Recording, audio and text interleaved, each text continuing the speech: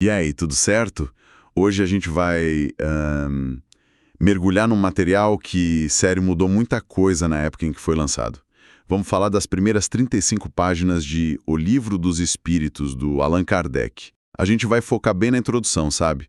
Para entender a jornada que é meio maluca, de como a história saiu de umas mesas se mexendo sozinhas em salões de Paris para virar uma filosofia inteira sobre a vida, o universo e tudo mais. É uma jornada e tanto. E o mais curioso é como Kardec, assim, desde a primeira linha, ele tenta posicionar isso não como uma nova religião, sabe, cheia de dogmas, mas como uma filosofia espiritualista. Ele quer dar um ar de ciência, de investigação. A proposta dele é muito clara, é tipo, senhores, não estou pedindo fé, estou apresentando fatos para serem estudados. Isso, em pleno século XIX, era uma jogada ousada pra caramba. Com certeza. E o ponto de partida desses fatos é o que todo mundo já ouviu falar, né? As tais. As mesas girantes. Exato, as mesas girantes. Ok, vamos analisar isso. No começo, o livro explica que a galera tentava achar uma causa física para coisa. Falavam em magnetismo, eletricidade, um tal de fluido oculto. E é importante a gente entender o contexto, né? O século XIX era a era das forças invisíveis que a ciência estava descobrindo. O eletromagnetismo, a gravidade. Então, a ideia de um fluido não era tão absurda quanto parece hoje. Era uma tentativa, sabe, de encaixar o fenômeno no que já se conhecia. Eles pensavam tipo, ok, se um ímã move metal sem tocar, talvez exista um fluido vital que move a mesa. Era uma hipótese. Uma hipótese que, pelo visto, não durou muito, porque o livro descreve uma virada de chave, um momento em que a coisa fica esquisita. Qual é esse momento? É o momento em que percebem que o movimento não é aleatório. A mesa não só gira, ela bate um número específico de vezes para responder sim ou não. Ela se levanta, obedece a comandos. Aqui é que fica realmente interessante. A observação muda de qual força está movendo isso para quem está movendo isso. A hipótese de uma força cega mecânica começa a ruir, porque o efeito demonstra ter uma intenção, demonstra inteligência. Aí é que a coisa fica com cara de filme, né? O livro descreve o momento em que eles amarram um lápis numa cesta e ela começa a escrever sozinha. Isso é um salto gigantesco, de uma batidinha na mesa para uma mensagem escrita. E a primeira frase que o livro cita é sensacional. É quase teatral, de fato. A mensagem era: proíbo expressamente que transmitas a quem quer que seja o que acabo de dizer. Peraí, a mesa agora não está só respondendo perguntas, ela tem segredos. Dá ordens. A partir daqui, Kardec argumenta que não se pode mais tratar o fenômeno como um problema de física. É um problema de comunicação com uma inteligência invisível. E claro, a comunidade científica da época deve ter torcido o nariz. Como é que o Kardec lida com essa crítica no livro? Ele vai direto ao ponto. Ele critica o que chama de sábio especialista. O cientista que só acredita naquilo que se encaixa em suas próprias teorias. Kardec usa uma analogia ótima. Um químico não pode julgar um problema de astronomia usando apenas as leis da química. Fenômenos novos exigem métodos de observação novos. Mas isso não soa um pouco... não soa um pouco conveniente? É quase como dizer, vocês não podem me julgar com as suas regras porque o meu jogo tem regras diferentes. Como ele se defende dessa acusação? A defesa dele é metodológica. Ele diz: eu não estou criando uma exceção, estou pedindo que o método científico seja aplicado corretamente. O método não é um conjunto de leis fixas, mas um processo. Observar, comparar, concluir. Ele argumenta que os cientistas que negavam o fenômeno de cara sem sequer observar é que estavam sendo anticientíficos. Eles estavam deixando o preconceito falar mais alto. Ele basicamente vira o jogo, sabe? E acusa os céticos de não estarem seguindo o próprio método que tanto defendiam. Ok, então a barreira foi quebrada. Não é mais sobre física, é sobre comunicação. Se eles estão se comunicando, o que eles estão dizendo, qual é a mensagem principal que o Kardec alega ter recebido e que virou a base de tudo? É aí que a introdução apresenta uma síntese dos princípios. E o primeiro já é um choque para a visão tradicional, né? Os espíritos não são anjos ou demônios abstratos, nem almas penadas sem identidade. São as almas dos homens e mulheres que já viveram na Terra e em outros mundos. São seres individuais, com suas personalidades, memórias e imperfeições. Então não é uma comunicação com um além genérico, mas com... Com o tio Zé, que faleceu, por assim dizer. Exatamente. Exatamente. Com a ressalva de que nem sempre é o tio Zé, claro. E essa individualidade é a chave para o segundo grande princípio, o progresso. A doutrina que ele apresenta é toda baseada na ideia de que essas almas estão em constante evolução. E a ferramenta para essa evolução é a reencarnação. Todo mundo que se interessa pelo assunto conhece o pilar da reencarnação. Mas o que me chama a atenção na abordagem inicial de Kardec é como ele enquadra isso não como um castigo cíclico, tipo a roda do Sansara, em traduções orientais, mas como uma jornada de progresso quase linear. É uma visão muito otimista, muito século XIX, essa ideia de evolução espiritual. É uma ótima observação. É o otimismo da era do progresso industrial e científico aplicado à alma. A vida na Terra, segundo essa visão, é como uma escola ou um estágio. Pode ser uma expiação, se você precisa corrigir erros, ou uma missão, se você já está mais adiantado e veio ajudar. O ponto crucial que o texto enfatiza é que o progresso é sempre para frente. Não há retrocesso. Você pode estagnar, repetir de ano, mas nunca volta para uma série anterior. Continua depois, ou seja, não somos uma folha em branco que começa no nascimento. Exato. Somos a soma de muitas experiências. E isso conecta a metafísica com a ética do dia a dia. O texto é bem direto nisso. O homem de bem é a encarnação de um espírito que já progrediu. O homem perverso é a encarnação de um espírito ainda imperfeito. De repente, suas ações aqui agora ganham um peso cósmico. Entende? Não é só sobre ir para o céu ou o inferno, é sobre que tipo de espírito você está se tornando numa jornada de milênios. E se você está se comunicando com um monte de gente diferente do outro lado, como saber em quem confiar? O livro dá alguma dica? Afinal, se existem espíritos imperfeitos, eles podem mentir, pregar peças. Sim, e essa é uma das partes mais pragmáticas da introdução.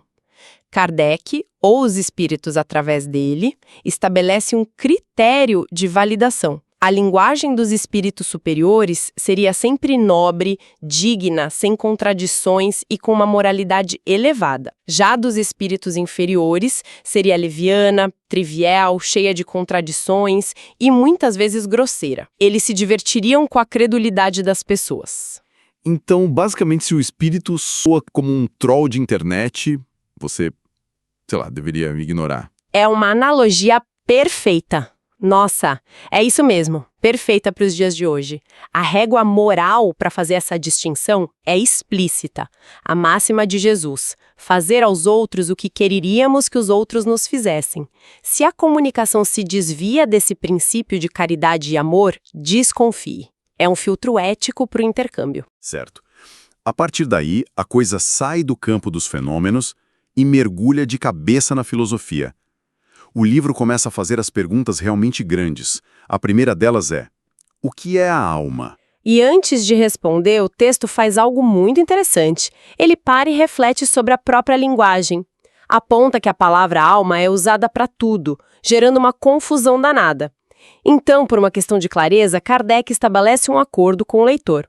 Olha, a partir de agora, quando eu disser alma, estou me referindo ao ser imaterial e individual que habita em nós e sobrevive ao corpo.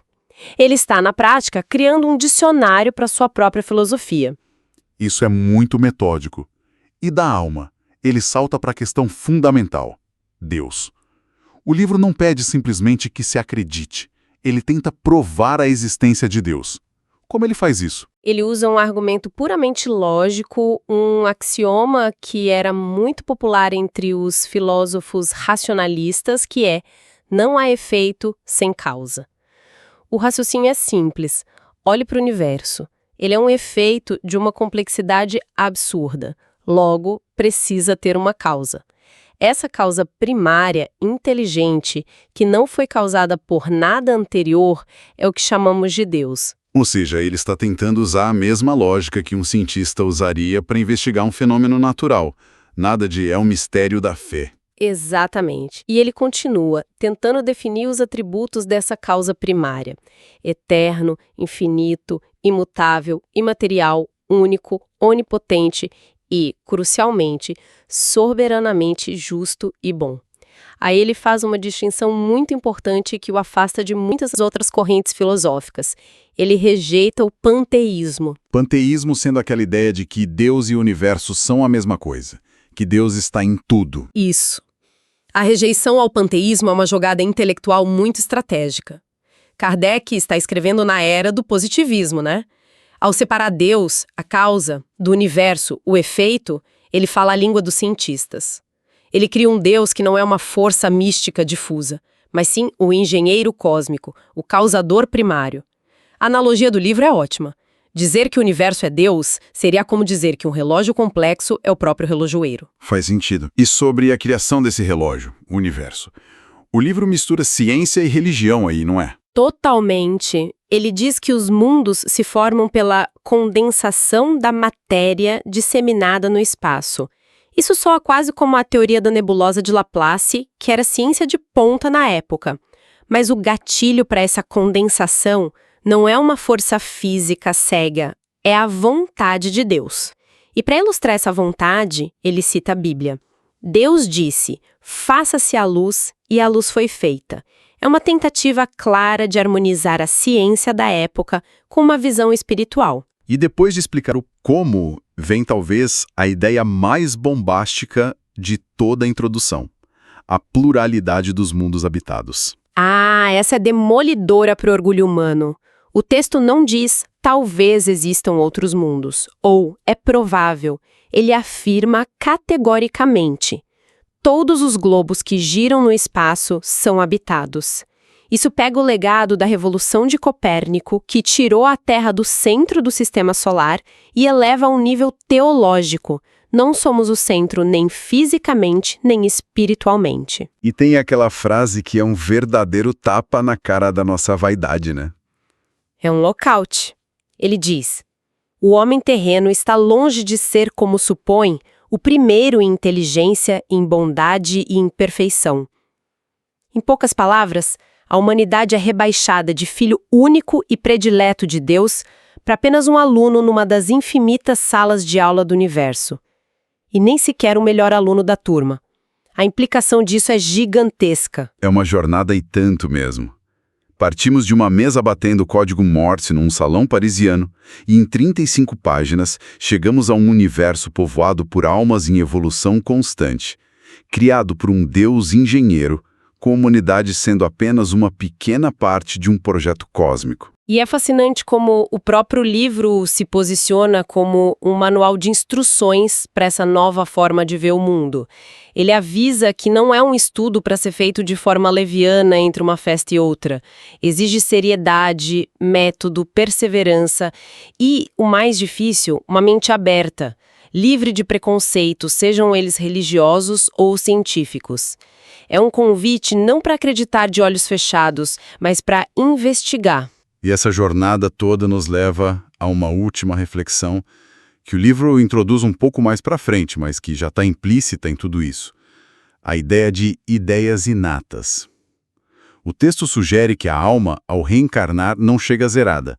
Ela guarda uma intuição, uma vaga lembrança dos conhecimentos e das experiências de outras vidas. E a pergunta provocativa que fica, sabe, para a gente pensar é: se isso for levado a sério, como muda a nossa percepção sobre nós mesmos?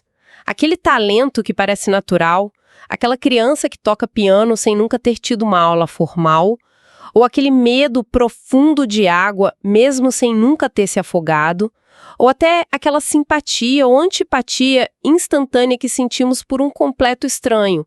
Se nada disso for coincidência, mas sim ecos de experiências passadas, de jornadas anteriores. Isso muda tudo. Deixa de ser uma questão de genética ou acaso e passa a ser uma questão de biografia. Uma biografia muito, muito longa. Isso nos força a olhar para nossas aptidões, nossos medos e nossas conexões, não como características de uma vida só, mas como capítulos de uma história muito maior que ainda estamos escrevendo. Olá! Hoje a gente vai mergulhar num texto que é, assim, um clássico fundamental, né? O Livro dos Espíritos de Allan Kardec. E com uma missão bem específica hoje. Exatamente. A nossa análise foca num trecho bem crucial, que vai da página 36 até a 70. É ali que toda a base do sistema é construída. É o alicerce. Sim. Ele sai das questões gigantes, tipo Deus, o universo, e vai afunilando até chegar na jornada de cada alma. Olha, e é bom a gente já dizer que essas páginas são densas. Não é à toa, Kardec estava de fato construindo os pilares para tudo que viria depois. E a proposta era ser uma ciência filosófica, certo? Isso. A ideia era buscar respostas que tivessem uma lógica, um raciocínio para as nossas grandes questões. Então, o que a gente vai fazer é seguir esse fio da meada dele, passo a passo, para entender a conexão. Perfeito.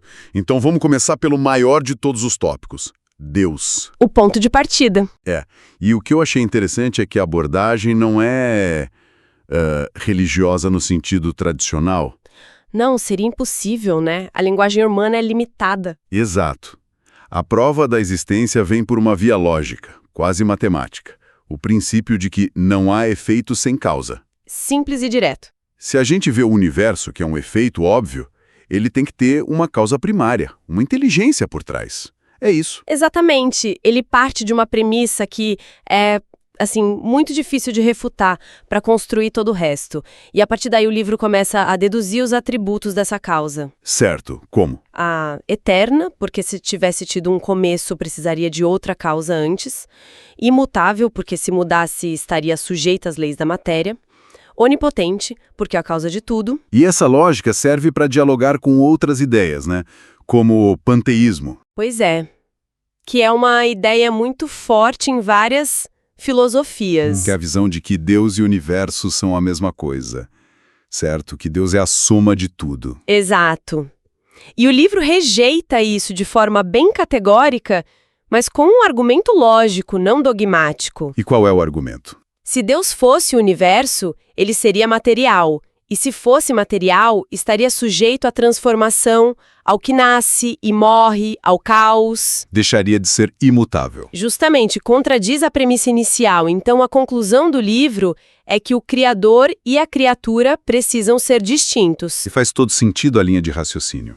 E isso nos leva direto para a criação. Para a obra em si. Tem uma passagem ali que me deixou, sabe, bem impressionado. O livro fala que os mundos se formam pela condensação da matéria disseminada no espaço. E a gente está falando de 1857. Pois é, isso soa muito moderno. É quase uma descrição leiga da teoria da nebulosa solar, que a ciência só consolidaria bem depois. A pergunta é, como isso aparece ali? Essa é a grande questão, né? E é aí que a gente vê que a proposta do livro não é brigar com a ciência, pelo contrário. É dialogar. Sim. A visão que ele apresenta é que narrativas como a da Gênesis bíblica são, na verdade, alegorias. Metáforas. Exato. Metáforas para um povo de uma determinada época. Os 6 dias da criação, por exemplo, não seriam dias de 24 horas. Mas eras geológicas, períodos imensos de tempo. Perfeito. A ciência, nesse olhar, não desmente o sagrado. Ela apenas decodifica as leis naturais que Deus usa para criar. Ela revela a grandiosidade da obra. Entendi. Então a ciência seria a ferramenta para a gente ler a assinatura de Deus na natureza. Exatamente. E olha, isso leva a umas conclusões que, para a época, eram bombásticas. Por exemplo? A afirmação de que Adão não foi o primeiro ser humano da Terra. Nossa, isso em 1857 devia ser uma heresia. Uma afronta direta à interpretação literal. A ideia ali é que Adão talvez tenha sido o tronco de uma das raças atuais, mas não o primeiro de todos. E junto com isso vem a ideia de outros mundos habitados, né? Sim, a pluralidade dos mundos habitados, o que, de certa forma, tira a Terra do centro do universo espiritual. Assim como Copérnico tirou a gente do centro do universo físico. É uma mudança de perspectiva gigantesca. Total. Ok. Então o cenário é esse, um universo vasto, regido por leis e intensamente habitado. O que nos leva à pergunta: habitado por quem? A pergunta seguinte, claro. E a resposta do livro é: espíritos. E aqui a coisa fica interessante, porque a gente sai da cosmologia e entra na, sei lá, metafísica. Sim, na natureza do ser. Cultura popular joga a gente para a imagem do fantasma, né? Algo meio assustador, preso, uma anomalia. Mas o que eu li ali é bem diferente. Completamente diferente. É como se espírito fosse o estado padrão da inteligência.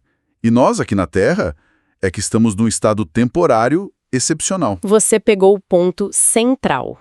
Não é uma condição de pós-morte, é a condição de origem. Como assim? O livro define os espíritos como seres inteligentes da criação, o princípio inteligente do universo.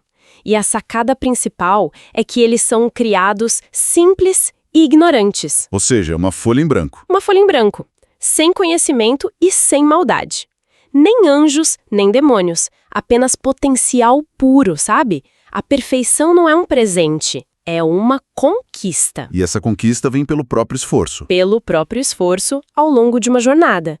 E para interagir com a matéria nessa jornada, eles precisam de uma ferramenta. Aí que entra o tal do perispírito. Exatamente, o perispírito. Ele é descrito como um envoltório semimaterial, fluídico. Que serve de ponte. Ponte entre o espírito que é imaterial e o corpo que é matéria densa. Perfeito.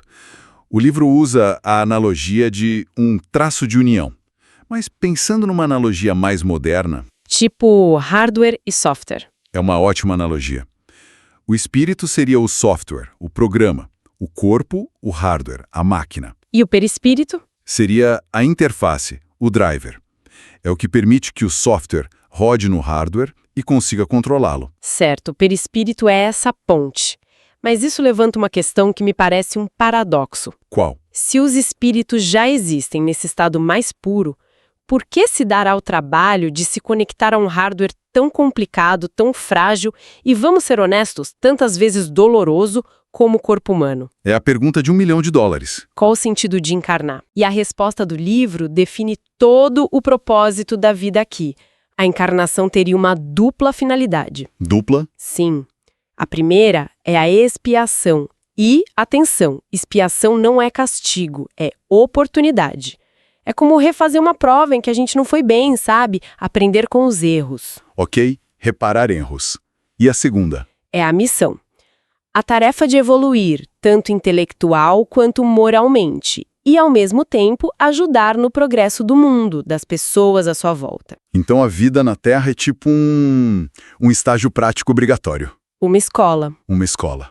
um hospital, um campo de trabalho. Depende do que a gente veio fazer. E a alma, nesse contexto todo? O que seria? A definição é muito direta e eu acho muito elegante.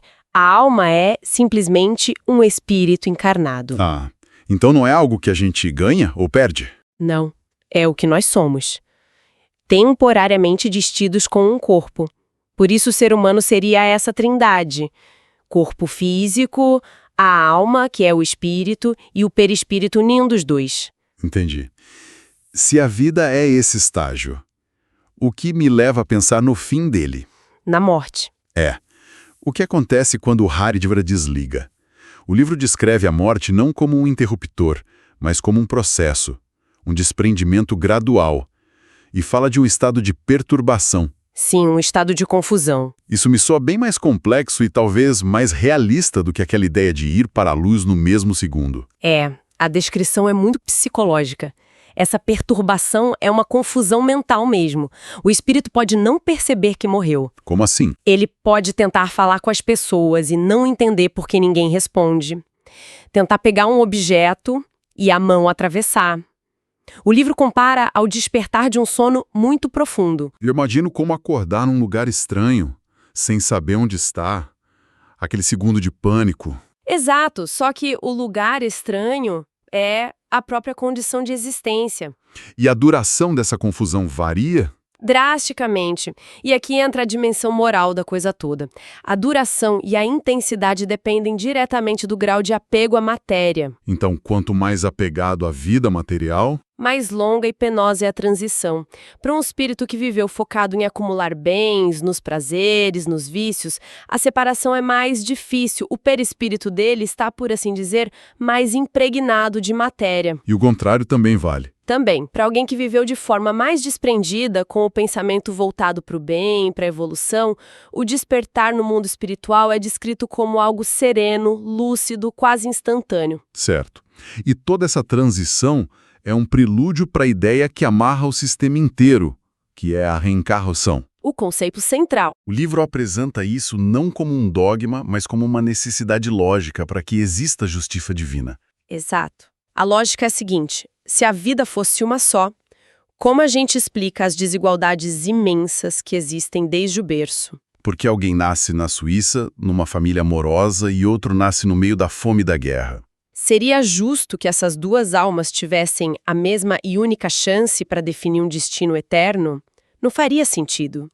A reencarnação, nesse sistema, é a resposta. Ela oferece novas oportunidades. Para aprender, para reparar, para progredir. É a justiça divina se manifestando no tempo. Eu entendo a lógica, mas vou fazer o papel de advogado do diabo aqui. Manda. Se a gente não lembra das vidas passadas, como podemos de fato aprender com os erros? Não parece um ciclo meio cego onde a gente repete as mesmas falhas sem saber o porquê? É um ponto crucial, e o livro aborda isso diretamente. E o que ele diz? Ele argumenta que o esquecimento do passado é, na verdade, uma bênção. Uma bênção? Sim. Imagine você reencarnar e ter como filho a pessoa que te prejudicou numa vida anterior. Ou lembrar de crimes que você mesmo cometeu? O peso dessas memórias tornaria a vida atual quase insuportável. Impediria o recomeço. Totalmente. O aprendizado não viria pela memória intelectual, mas pela consciência. As nossas más tendências, as dificuldades que já nascem com a gente, os desafios. Seriam os ecos das lições não aprendidas. Exatamente. A reparação não é lembrar o erro, é superá-lo através das provas da vida atual. Então a lição de casa vem na forma de tendências e desafios, não de um relatório detalhado.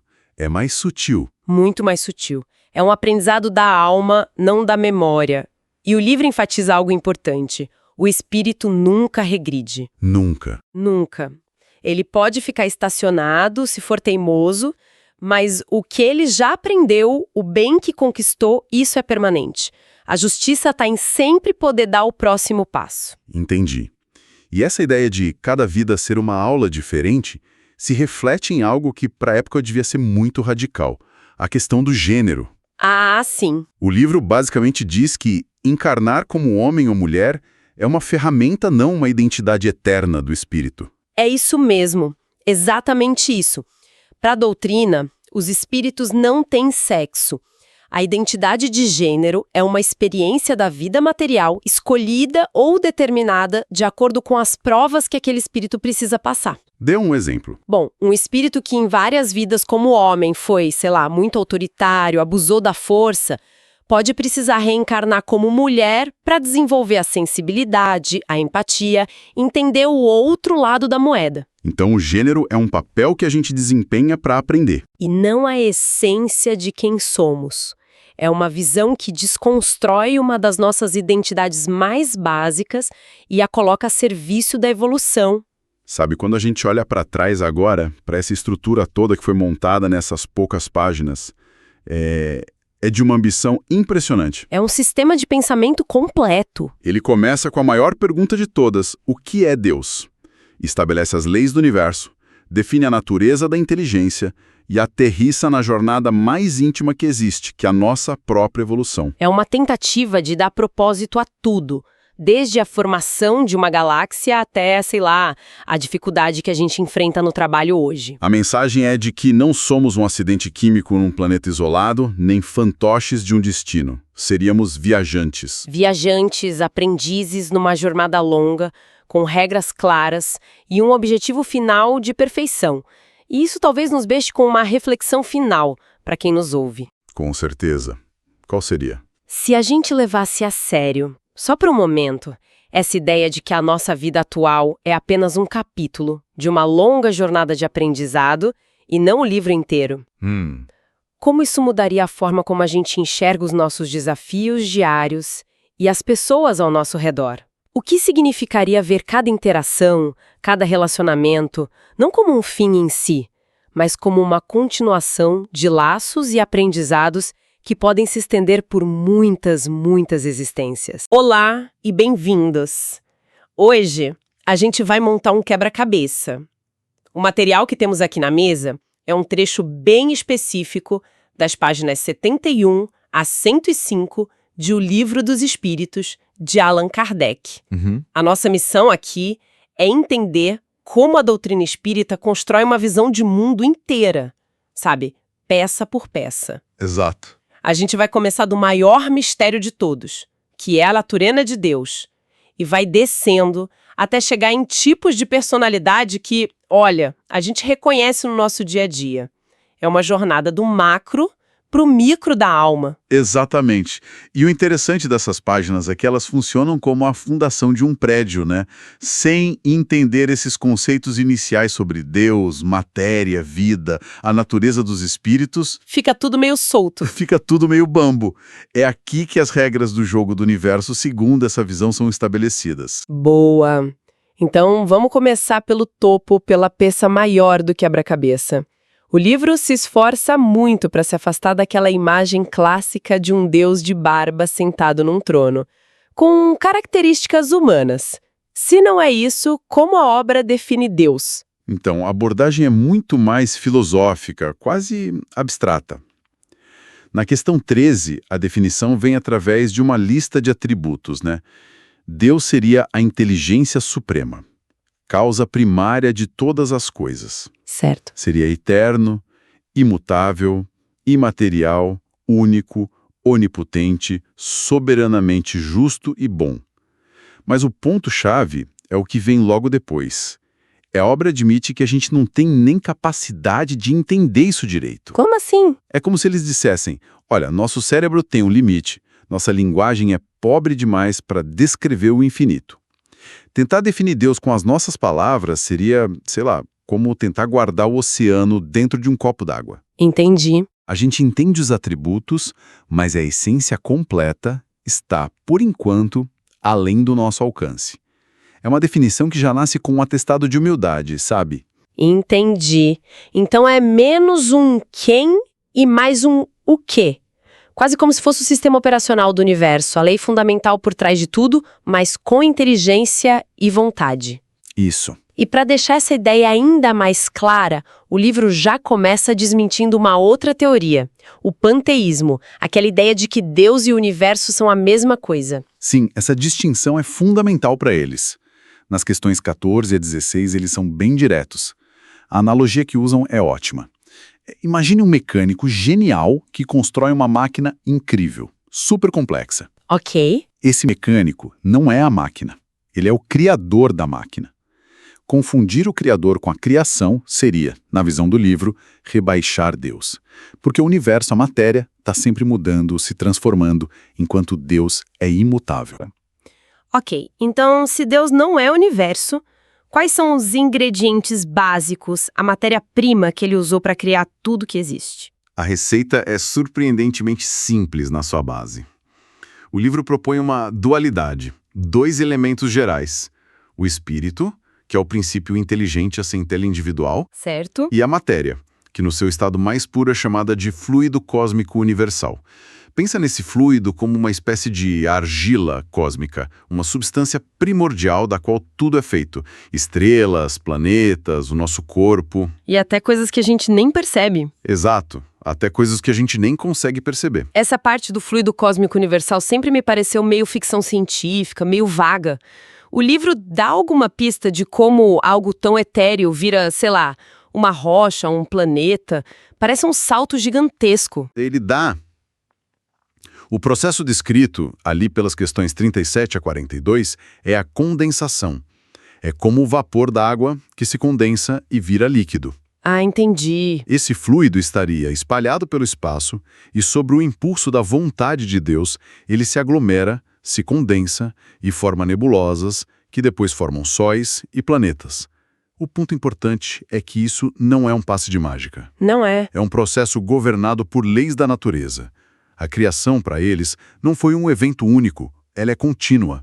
Está acontecendo agora mesmo em algum lugar do universo. E essa ideia de um universo em constante criação nos leva a um ponto que, para 1857, é de explodir a cabeça. A afirmação na questão 55. Todos os globos que se movem no espaço são habitados. Radical. Isso é radical, tira totalmente a Terra do centro do palco. Completamente. É o conceito da pluralidade dos mundos. A lógica por trás é simples. A sabedoria divina não criaria algo tão vasto e complexo para ser um deserto inútil. A vida seria um fenômeno universal. Pois é. E isso tem uma implicação psicológica, filosófica enorme. Se a Terra é apenas mais uma escola, e o livro diz que é uma das mais primárias, muda tudo. Muda tudo. Deixa de ser sobre sermos o centro do universo e passa a ser sobre sermos alunos na primeira série. É um golpe direto no orgulho humano. Um golpe tanto. E como essa visão se encaixava com a narrativa da Bíblia, que era a verdade absoluta na época? Como eles conciliaram um universo com bilhões de anos e mundos habitados com a história dos 6 dias da criação? Então, a resposta na questão 59 é que a Bíblia não deveria ser lida ao pé da letra. Era uma alegoria. Exato. Ela usaria uma linguagem alegórica adaptada à compreensão das pessoas daquela época. Os 6 dias da criação não seriam dias de 24 horas, mas 6 grandes eras, períodos geológicos de milhões de anos. Faz sentido. Para essa filosofia, a ciência não vem para destruir a fé ou diminuir a obra divina. Pelo contrário, ela vem para revelar a grandiosidade dessa obra, mostrando que Deus atua através de leis naturais complexas. E não quebrando essas leis com milagres a todo instante. Isso mesmo. Ok, então o cenário está montado. Um universo imenso cheio de mundos habitados, tudo feito desse fluido cósmico. Mas como a gente sai dessa sopa cósmica para algo tão específico e complexo como a vida aqui na Terra? De onde vem a primeira faísca? O livro aborda isso de uma forma bem particular, entre as questões 43 e 49. A ideia é que a vida não veio de fora, de outro planeta. Ah, não. A Terra já continha em si mesma os germes de toda a vida em estado latente, adormecidos, como sementes esperando a primavera. Quando o planeta finalmente teve as condições certas de temperatura, de atmosfera, esses germes desabrocharam. E a vida surgiu. Os elementos orgânicos se combinaram e a vida surgiu. Certo. Mas o que ativa esses germes? O que diferencia uma rocha, que é matéria inerte, de uma samambaia, que é matéria viva? Qual é o ingrediente secreto? O ingrediente secreto é o que a obra chama de princípio vital. Pense nele como uma forma de energia específica, um fluido que animaliza a matéria. Animaliza? Ou seja, que dá vida à matéria. A analogia da eletricidade que o próprio livro sugere é perfeita. O seu celular é um corpo, um hardware. Mas sem a bateria carregada, ele é só um pedaço inerte de metal e vidro. O princípio vital é essa bateria. Ele dá movimento e função ao corpo orgânico. Quando ele se esgota, o corpo morre e volta a ser só matéria comum. Ok, então o princípio vital é a bateria. Isso é fundamental, porque o texto faz uma separação muito, muito clara a seguir. Uma coisa é a bateria, outra coisa é o motorista. Uma planta tem a bateria ligada, ela está viva. Sim. Mas não tem o motorista. Ela não pensa, não tem consciência de si. Exatamente essa a distinção. É um dos pontos mais importantes desse trecho. As questões 71 a 75 se dedicam a separar o princípio vital, a energia da vida, do princípio inteligente, que é o espírito. Certo. A inteligência é um atributo exclusivo do espírito. O corpo pode viver sem a inteligência se manifestar, como uma pessoa em coma profundo, mas a inteligência, a consciência, só pode se manifestar no nosso plano através de um corpo com órgãos apropriados. Então, usando a nossa analogia do carro, o corpo é o carro, o princípio vital é a gasolina no tanque e o espírito é um motorista. Perfeito. Faz sentido. E onde o instinto se encaixa nisso tudo? Seria o modo de segurança do carro, o piloto automático. É uma ótima analogia. O instinto é descrito como uma inteligência não racional. É uma programação de fábrica focada em sobrevivência e conservação. Aham. É o que faz o animal saber como construir seu ninho ou encontrar comida. É um guia seguro que raramente erra, mas é limitado. A inteligência racional, que vem do espírito, é o que dá ao motorista a liberdade de escolher o destino, de pegar um atalho. De decidir parar para apreciar a paisagem. Exatamente.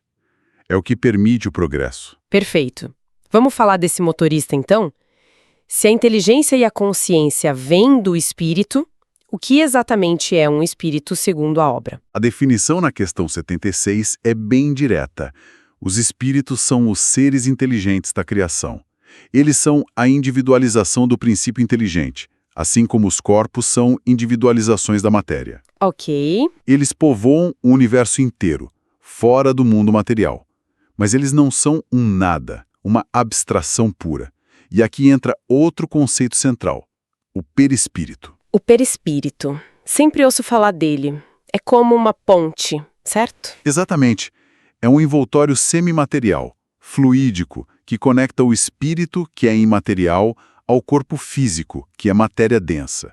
Pense no traje de um astronauta. Gosto dessa. O espírito é o astronauta, uma entidade que não sobreviveria num ambiente denso e hostil de um planeta. O corpo físico é esse planeta. O perispírito é o traje espacial. Claro. Através do perispírito, que a vontade do espírito se traduz em ação no corpo. E que as sensações do corpo chegam na consciência do espírito. Perfeitamente. Essa analogia do traje de astronauta é excelente. Então, se existem incontáveis espíritos, esses motoristas ou astronautas, o mundo espiritual é uma grande sociedade. E pelo que o livro indica, não é uma sociedade igualitária. Existe uma hierarquia bem definida. Sim, e essa é a parte final do nosso trecho. O livro apresenta a escala espírita, nas questões 96 a 100. A premissa é que os espíritos não são criados perfeitos. São criados simples e ignorantes. Ah, tá. E a jornada de todos é evoluir, tanto intelectualmente quanto moralmente. A escala é uma forma de classificar os espíritos nesse caminho. E é crucial entender que não é um sistema de castas fixo, sabe? Onde você nasce e morre na mesma posição. É uma escada. É uma escada evolutiva que, segundo a doutrina, todos estão destinados a subir, no seu próprio ritmo. E as páginas que a gente está analisando focam bem na base dessa escada, a terceira ordem, que é a dos espíritos imperfeitos. Isso mesmo. É a ordem onde a matéria ainda exerce grande influência sobre o espírito. É onde o orgulho, o egoísmo, a inveja e todas as paixões que a gente conhece bem ainda predominam. Mas mesmo dentro dessa desordem, há ordem. O livro divide esses espíritos em classes quase como perfis psicológicos. Vamos passar por alguns deles porque são fascinantes. A primeira classe é a dos espíritos impuros. Esses soam como os vilões clássicos de uma história. São, sim. A questão 101 os descreve como aqueles inclinados ao mal pelo prazer. A linguagem deles é grosseira, são cínicos, ignorantes e se alegram em ver a desgraça alheia. São os que, segundo a obra, inspiram maus pensamentos, semeiam a discórdia. E se aproveitam das fraquezas das pessoas. Exato. Logo depois, vêm os espíritos levianos. Eles parecem menos malignos e mais trolls de internet. É a melhor definição moderna para eles. A questão 102 diz que são ignorantes, zombeteiros, maliciosos e inconsequentes. O foco deles não é tanto o mal, mas a zombaria, a mistificação. A travessura. Isso. Eles se divertem com as pequenas chateações da vida, espalhando boatos, dando conselhos absurdos só pela zoeira. São mais maliciosos do que maus. E aí vem a minha categoria favorita, porque é dolorosamente familiar. Os espíritos pseudo-sábios. Quem nunca esteve numa reunião ou leu um post online e pensou: essa pessoa está usando palavras difíceis só para esconder que não sabe do que está falando? Exatamente. A questão 103 os descreve perfeitamente. Eles têm algum conhecimento, mas acham que sabem muito mais do que sabem. O famoso. O orgulho e a presunção são suas marcas registradas. Usam uma linguagem rebuscada, cheia de termos que parecem científicos, só para impressionar e se colocar num pedestal. Eles se sentem donos da verdade e têm uma dificuldade enorme de admitir um erro. É um retrato perfeito. E por último, no trecho que a gente analisou, temos os espíritos neutros. Estes me parecem talvez os mais tristes. A questão 104 os define como aqueles que não são nem bons o bastante para se dedicarem ativamente ao bem, nem maus o suficiente para praticarem o mal. A característica principal deles é a apatia, a indiferença e um apego gigantesco às coisas do mundo. Ah, eles se arrependem da vida terrena não por questões morais, mas porque sentem saudades dos prazeres, do status, das posses. A neutralidade e a falta de iniciativa para o bem já são para a obra um sinal de inferioridade. Uau! Então, que jornada! Partimos de um Deus quase inconcebível e de um universo infinito cheio de vida, passamos pela faísca da vida na Terra, definimos a alma e sua conexão com o corpo e chegamos numa estrutura social detalhada de espíritos. Isso. Com perfis psicológicos que vão dos cruéis aos zombeteiros, passando pelos vaidosos e apáticos. É isso. O que essas páginas fazem é construir uma cosmologia completa, um universo com propósito, regido por leis, onde nada é por acaso. Desde a condensação de um planeta até a classificação de um espírito zombiteiro, tudo se encaixa num grande plano de progresso. Certo. A hierarquia, como a gente viu, não é um julgamento final, mas um mapa do caminho, mostrando onde cada um está e qual é o próximo passo na jornada evolutiva. E isso nos deixa com o pensamento final quase um espelho. A obra descreve esses espíritos imperfeitos com características que a gente vê em nós mesmos e nos outros todos os dias. O orgulho de achar que sabe tudo, a leviandade de fazer uma piada maldosa, o apego a um bem material, a apatia diante da necessidade do outro.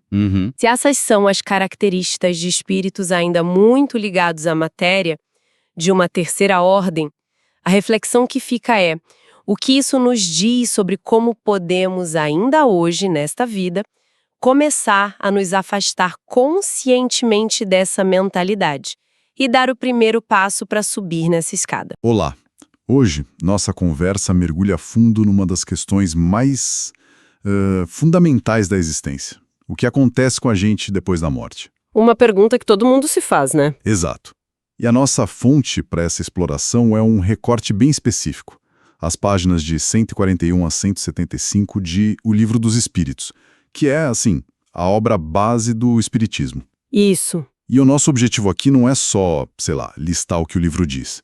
Vamos pensar nisso como um quebra-cabeça. Gosto dessa ideia. A pergunta central é: se o objetivo da vida é evolução, como um sistema justo poderia levar todo mundo até lá, considerando as desigualdades gigantescas de uma única vida? Sim, os pontos de partida são muito diferentes para cada um. Exato.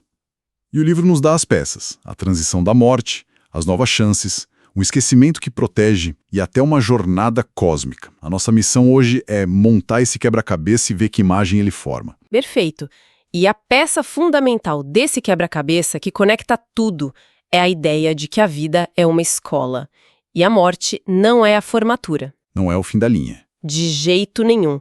É só a transição entre uma série e outra. O que a gente vai analisar hoje é a mecânica por trás dessa escola cósmica, a lógica e as implicações de cada etapa. Ótimo. Então vamos começar pela primeira peça, a mais imediata. O livro abre essa sessão com a pergunta mais direta possível: o que acontece com a alma no exato instante da morte? A resposta é que ela volta a ser espírito, mas o detalhe crucial vem logo depois. Que é não perder a individualidade. Exatamente, a pessoa continua sendo ela mesma.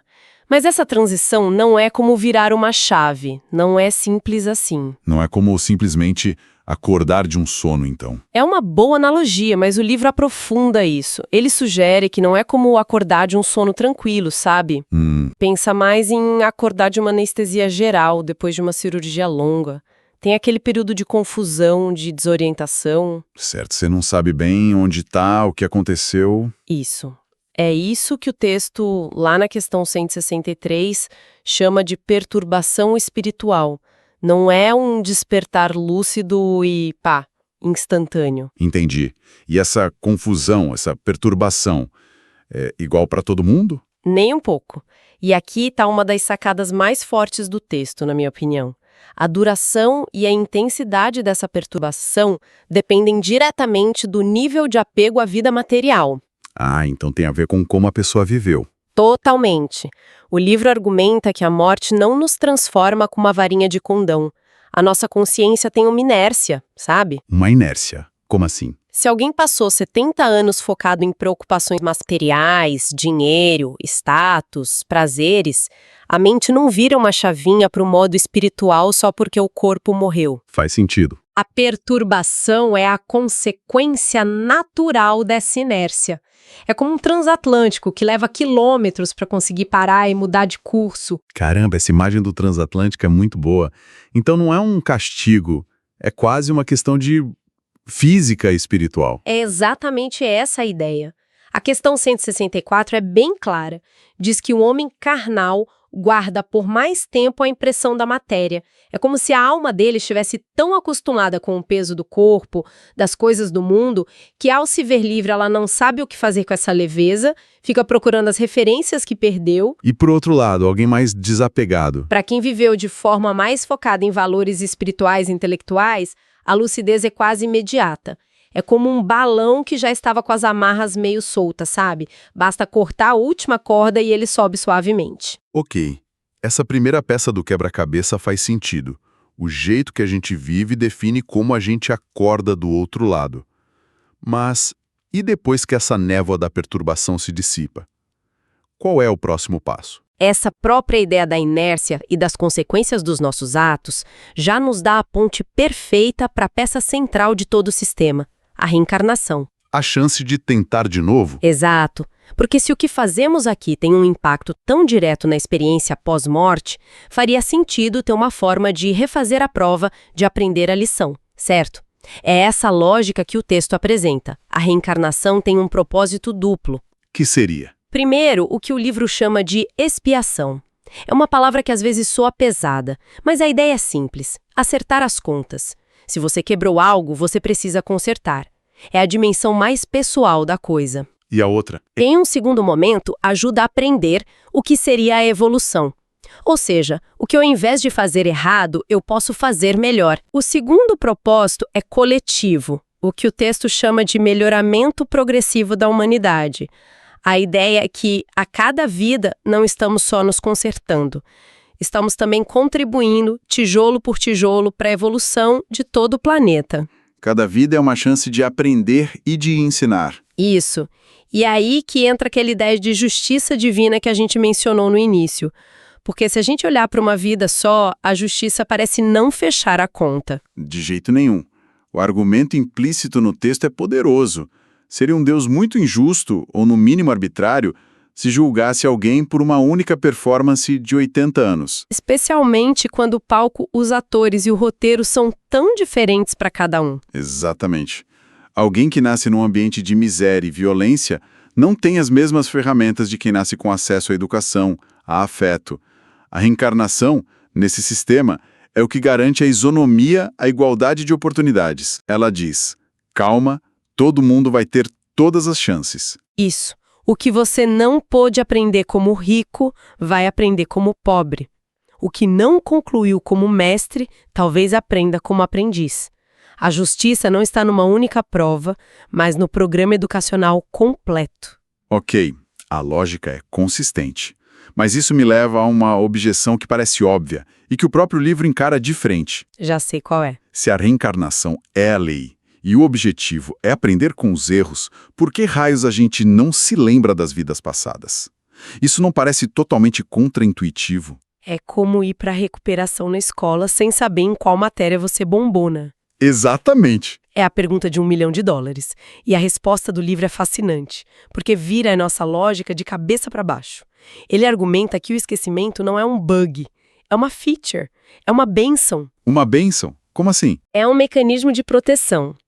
Pensa no caos que seria a nossa vida social se a gente lembrasse de tudo. Imagina encontrar seu chefe e ter a lembrança nítida de que ele foi seu rival numa batalha há 300 anos. Ou pior, olhar para um filho que você ama e lembrar que em outra vida você o prejudicou terrivelmente. Seria insuportável. A culpa, o ressentimento, tudo viria à tona. Exato. paralisaria qualquer progresso. O livro defende que o esquecimento permite começar cada vida com uma folha em branco nos relacionamentos. É uma espécie de reset. Tipo isso. Pensa num computador. Se você nunca limpasse o cache ou os arquivos temporários, ele ficaria lento, instável. O esquecimento seria essa limpeza de cache da memória emocional. Gostei da analogia. A sabedoria, as lições morais, a intuição, isso fica gravado no HD do espírito. Mas as memórias que geram atrito, o lixo eletrônico emocional, isso é apagado para que o sistema possa rodar um novo programa, uma nova vida, de forma limpa e eficiente. Uau! A ideia do esquecimento como uma limpeza de cache é uma sacada muito boa. De repente faz muito mais sentido. Mas aqui a coisa começa a ficar ainda maior, porque o texto não limita essa escola só ao nosso planeta, certo? Certo. E essa é a peça do quebra-cabeça que expande tudo para uma escala cósmica. A questão 172 é direta ao afirmar que as nossas existências não acontecem só na Terra. E o que ela disse sobre a Terra? Na verdade, a Terra é descrita como um dos mundos mais materiais e mais distantes da perfeição. É como se a Terra fosse o ensino fundamental do universo. Haha, o ensino fundamental. Existem outros campos, então? A faculdade, o doutorado? Exatamente essa ideia. Outros planetas, outros mundos. E como isso funciona na prática? A gente simplesmente aparece em outro planeta? É aí que entra um conceito um pouco mais técnico, mas que o livro explica bem. Trata-se do perispírito. Perispírito. A forma mais fácil de entender é pensar nele como um traje espacial adaptativo. Um traje espacial? Isso. Para existir na Terra um planeta denso, o espírito precisa de um traje mais robusto, mais materializado, para poder interagir com a matéria daqui. Para viver num mundo mais evoluído, mais etéreo, esse traje se torna mais leve, mais sutil. O perispírito é essa interface que permite ao espírito interagir com o ambiente, seja ele qual for. Um traje espacial e espiritual. Gostei disso. Deixa a ideia bem mais concreta. E tem um exemplo no texto que mostra como as coisas podem ser radicalmente diferentes nesses outros mundos.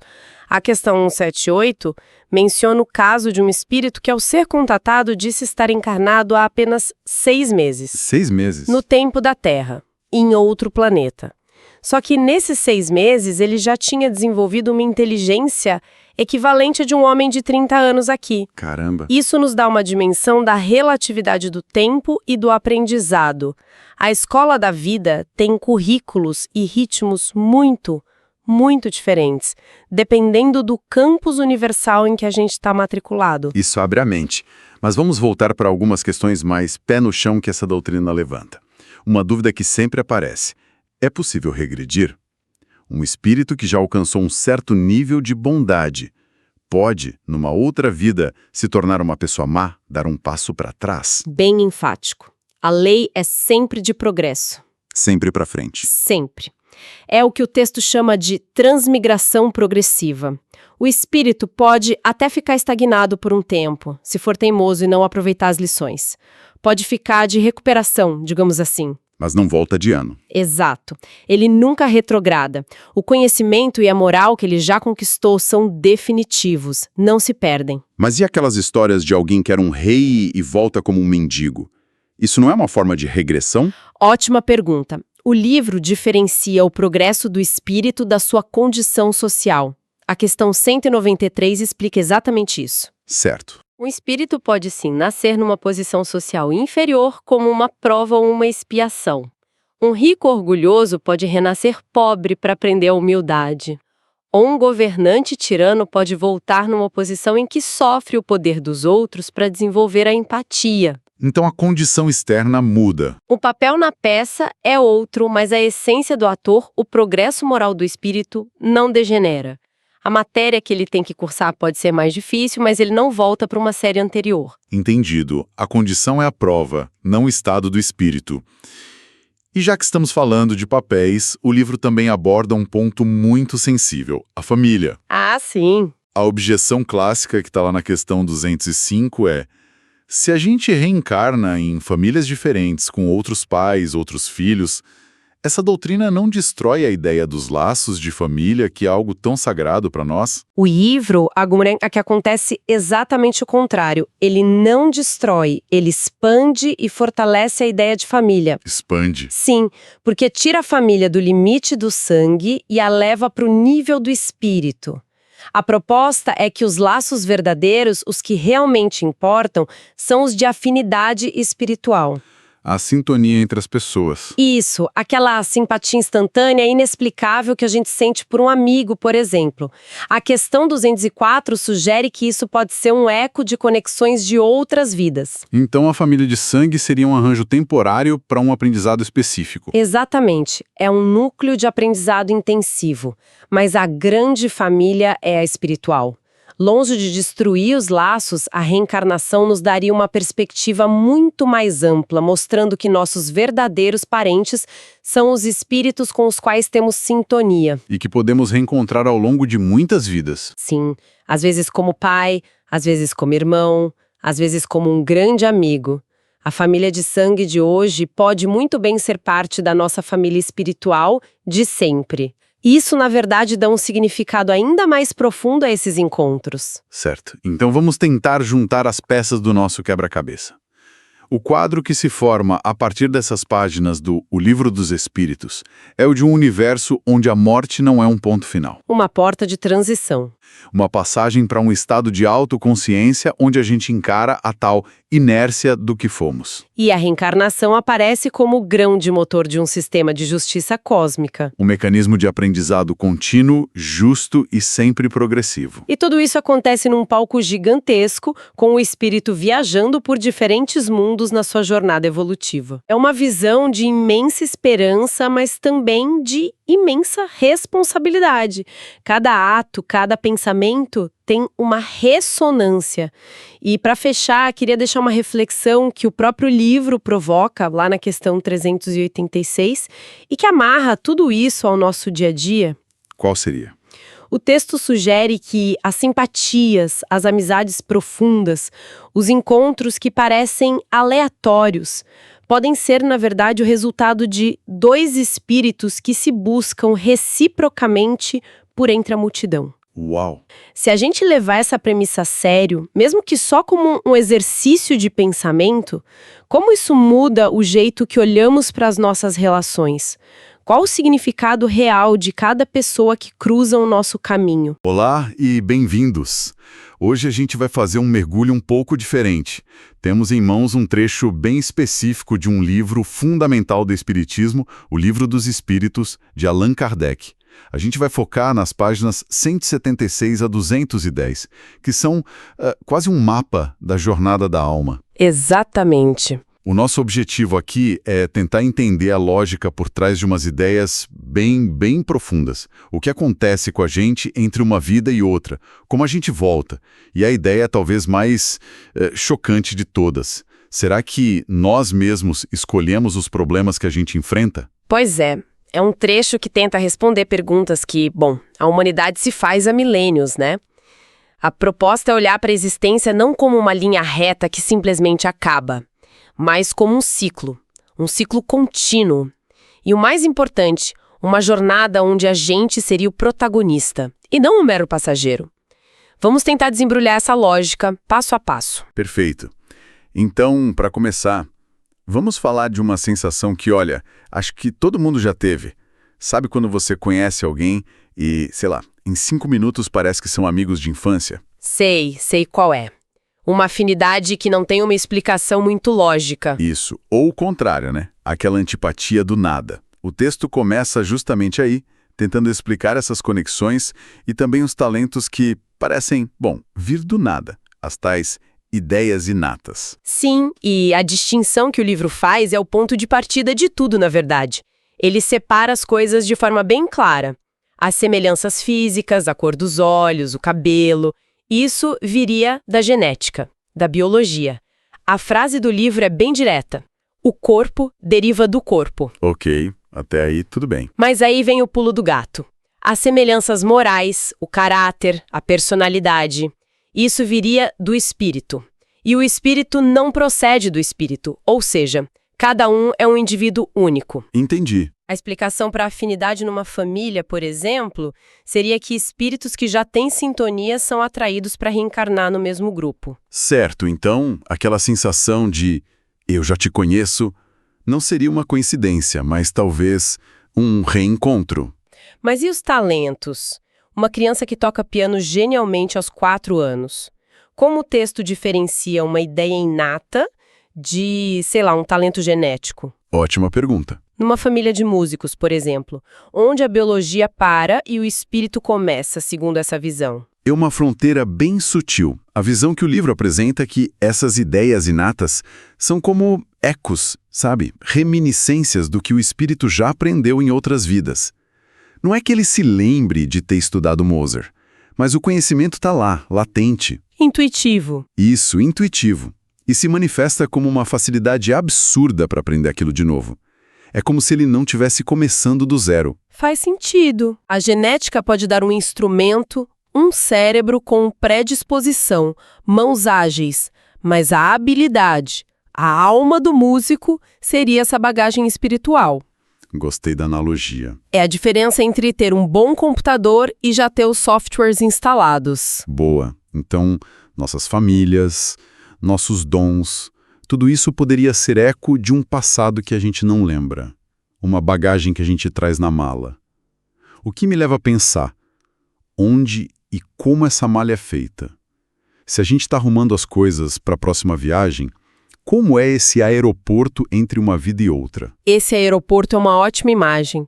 O livro chama esse período de estado de erraticidade. E é fundamental entender que não é um limbo, um lugar de espera passiva. Não é ficar parado, então. Não, pelo contrário. É descrito como um período de intensa atividade. O espírito não está de férias. Ele está estudando, revendo a vida que passou, observando outros mundos e, principalmente, planejando o futuro. É um momento de lucidez, então. Total. Uma lucidez onde ele consegue enxergar os próprios erros e acertos sem as paixões e o orgulho que o corpo físico impõe, sabe? E como é esse lugar? É um plano só, igual para todo mundo, ou tem, sei lá, classes diferentes? É um universo de diversidade. Os espíritos não ficam confinados. O texto fala que eles podem viajar, visitar amigos em outros planos e até mesmo ir a outros mundos habitados. E aqui tem um conceito fascinante que é mencionado quase de passagem: os mundos transitórios. Opa! Peraí. Mundos transitórios, isso soa como ficção científica. O que seriam eles? É uma imagem poderosa, né? Muito? Estações espaciais para almas? O livro detalha isso. Ele não entra em detalhes geográficos, mas a ideia é exatamente essa. São como postos de descanso, acampamentos cósmicos para espíritos que estão em longas jornadas entre encarnações ou que ainda não têm mérito para ficar em mundos mais elevados. Como oásis no deserto. Exato.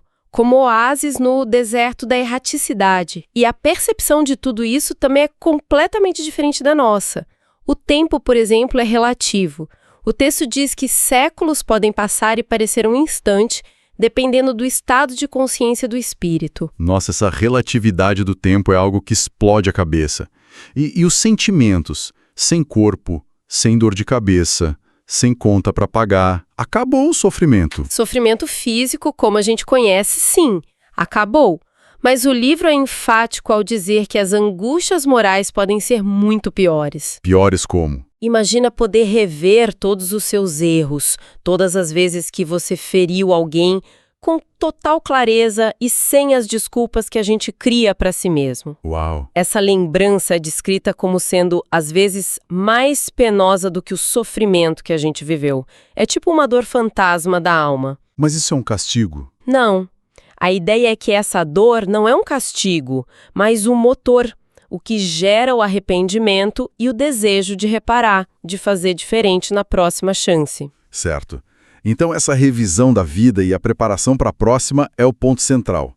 E aqui a gente chega num conceito que, para mim, é o mais impactante e talvez o mais difícil de engolir. O livro sugere que a gente não é jogado numa vida nova por sorte ou azar, que a gente participa da escolha das nossas próprias provas. Peraí, deixa eu ver se eu entendi. Então a pessoa que nasce em extrema pobreza, ou com uma doença grave, ou numa família super complicada, ela mesmo teria escolhido isso? Exatamente, essa é a ideia que vira tudo de cabeça para baixo. No estado de lucidez do mundo espiritual, o espírito avalia a si mesmo e pensa: o que eu preciso para evoluir? Fui arrogante, então preciso de uma vida de humildade. Fui egoísta, então preciso de uma vida de privações, onde eu tenha que aprender a dividir. Caramba! O livro dá exemplos bem claros, e o mais surpreendente é o que ele diz sobre as provas da riqueza e do poder. Elas são descritas como muito mais perigosas do que as da miséria. Isso é totalmente contraintuitivo. A gente passa a vida inteira achando que ganhar na loteria é a solução de tudo, e o texto está dizendo que essa pode ser a prova mais difícil. Pense bem, a miséria em tese convida à resignação, à luta, à solidariedade. A riqueza convida ao egoísmo, ao abuso de poder, ao apego material. É muito mais fácil se perder, entende? Entendo. Então, um espírito corajoso pode escolher a riqueza justamente para provar a si mesmo que consegue usá-la para o bem. É como se antes do semestre começar, a gente se inscrevesse na matéria mais difícil da faculdade. Num puro masoquismo? Não, mas porque a gente sabe que é a que mais precisa para se formar. Entendi a lógica. Mas pensando pelo outro lado, para alguém que está no meio de um sofrimento imenso, de uma dor profunda, ouvir que você escolheu isso, não pode soar meio invalidante? Quase cruel? Essa é a questão crucial. Como o texto aborda essa aparente contradição entre o livre-arbítrio antes da vida e o desespero real que a gente sente aqui e agora? A chave para isso, segundo o texto, é o esquecimento. O esquecimento do passado é apresentado como uma bênção, não uma falha. Uma bênção. Sim, se a gente lembrasse que escolheu aquela doença, o mérito da superação, da paciência, seria muito menor. Verdade. Seria como um atleta que sabe o resultado do jogo antes de entrar em campo. O esquecimento nos coloca em pé de igualdade com o desafio. A dor é real, o sofrimento é genuíno. A ideia não é invalidar esse sentimento, mas dar a ele um propósito maior. Mudar a pergunta. Isso. Não é um castigo aleatório do destino, mas uma lição que nós mesmos nos propusemos a aprender. É uma mudança de perspectiva de por que eu, para que eu. Para que eu? Isso muda tudo. É uma ideia que precisa de um tempo para ser digerida. Então, ok, o plano está feito, as provas escolhidas. Como acontece a parte prática? A volta. O mergulho de volta na vida corporal. O texto descreve isso como um processo, não como um evento instantâneo. A união entre o espírito e o corpo começa no momento da concepção. A partir dali, um laço fluídico os une, e esse laço vai se apertando cada vez mais. E o que acontece com o espírito nesse período? Conforme a hora do nascimento se aproxima, o espírito entra num estado que o livro chama de perturbação. É como se a consciência dele fosse se turvando, sabe? A memória do plano espiritual vai se apagando, a lucidez que ele tinha vai diminuindo. É uma imersão. Uma imersão lenta na matéria que se completa com o primeiro choro do bebê. E aqui o livro entra num terreno bem delicado, né? Ele descreve a vida do feto como sendo vegetal e animal. E diz que a vida espiritual, a consciência plena, só se completa com o nascimento. Sim, isso leva a tocar em questões éticas bem complexas, como aquele dilema de ter que escolher entre salvar a vida da mãe ou do feto. Sim, e a resposta que o livro dá é muito direta, baseada nessa lógica que a gente está discutindo. Diante do dilema, a orientação é salvar o ser que já existe, ou seja, a mãe, que tem uma vida estabelecida, responsabilidades. E o feto? A lógica é que, embora o espírito esteja ligado ao feto desde o início, a encarnação é um processo que ainda não se completou. Para aquele espírito, a prova talvez fosse justamente não nascer. Nossa! A visão é que nada é perdido. É um tema espinhoso, mas que mostra como essa filosofia tenta aplicar seus conceitos a dilemas bem práticos da vida. E essa bagagem que o espírito traz influencia tudo, até o corpo que ele vai habitar. Certo. O texto fala sobre a possibilidade de um espírito genial nascer num corpo com limitações, como um idiota, usando a palavra da época. Exatamente. O corpo é a ferramenta, mas o espírito é o artesão. Um espírito pode ser brilhante, mas como expiação, por ter usado mal-se inteligência no passado, ele pode escolher reencarnar num corpo com um cérebro que não lhe permita se expressar. Uma prova terrível de humildade. Exatamente. E o inverso também acontece. Um espírito ainda muito imperfeito pode nascer de pais bons e amorosos. Para os pais, é a missão de ajudar aquele espírito a progredir. Para o filho, é a chance de estar num ambiente que o estimule ao bem. Nada é por acaso. A escolha da família e do corpo nunca seria aleatória. Estaria sempre amarrada ao plano de aula que o próprio espírito desenhou para si. Uau! Então, recapitulando a nossa jornada aqui. A gente partiu dos ecos de vidas passadas que aparecem nas nossas afinidades, nos nossos talentos. Isso. Passamos pelo aeroporto espiritual, a erraticidade, onde se analisa o passado e se escolhe o futuro como quem escolhe um curso de aprimoramento. Uhum. E, por fim, vimos um mergulho de volta na matéria, um processo gradual que culmina no nascimento. O que é fascinante quando se conecta todos esses pontos é a arquitetura de responsabilidade e propósito que isso dá à vida. As dificuldades deixam de ser vistas como má sorte ou castigo e passam a ser desafios autoimpostos. Certo. As pessoas que cruzam nosso caminho não são aleatórias, mas talvez companheiros de jornada de longa data, com quem temos contas a acertar ou alegrias a compartilhar.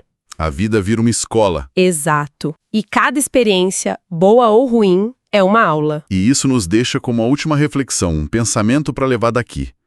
Se formos, de alguma forma, os arquitetos de nossas próprias vidas, escolhendo os desafios que enfrentamos antes mesmo de nascer, como isso muda nossa perspectiva sobre as dificuldades que a gente está passando agora? Pois é.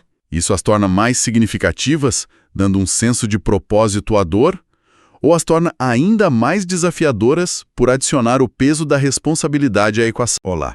Hoje vamos mergulhar num material que, levanta algumas das questões mais profundas da existência. Com certeza. A nossa fonte é um trecho bem específico de O Livro dos Espíritos, ali das páginas 211 a 245.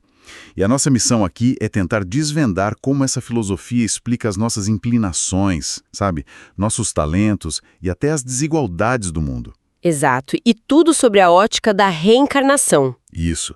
Vamos tentar traduzir esses conceitos, que às vezes são densos, em algo que faça sentido para o nosso dia a dia. O fascinante nessas páginas é que elas não falam só da volta à vida corporal.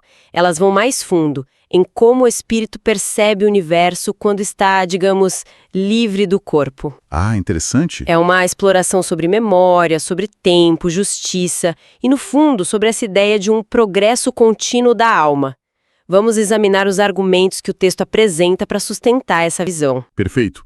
E para começar, vamos pegar algo bem pé no chão que todo mundo conhece. A família. Uhum. O texto já abre questionando uma coisa que a gente vê sempre.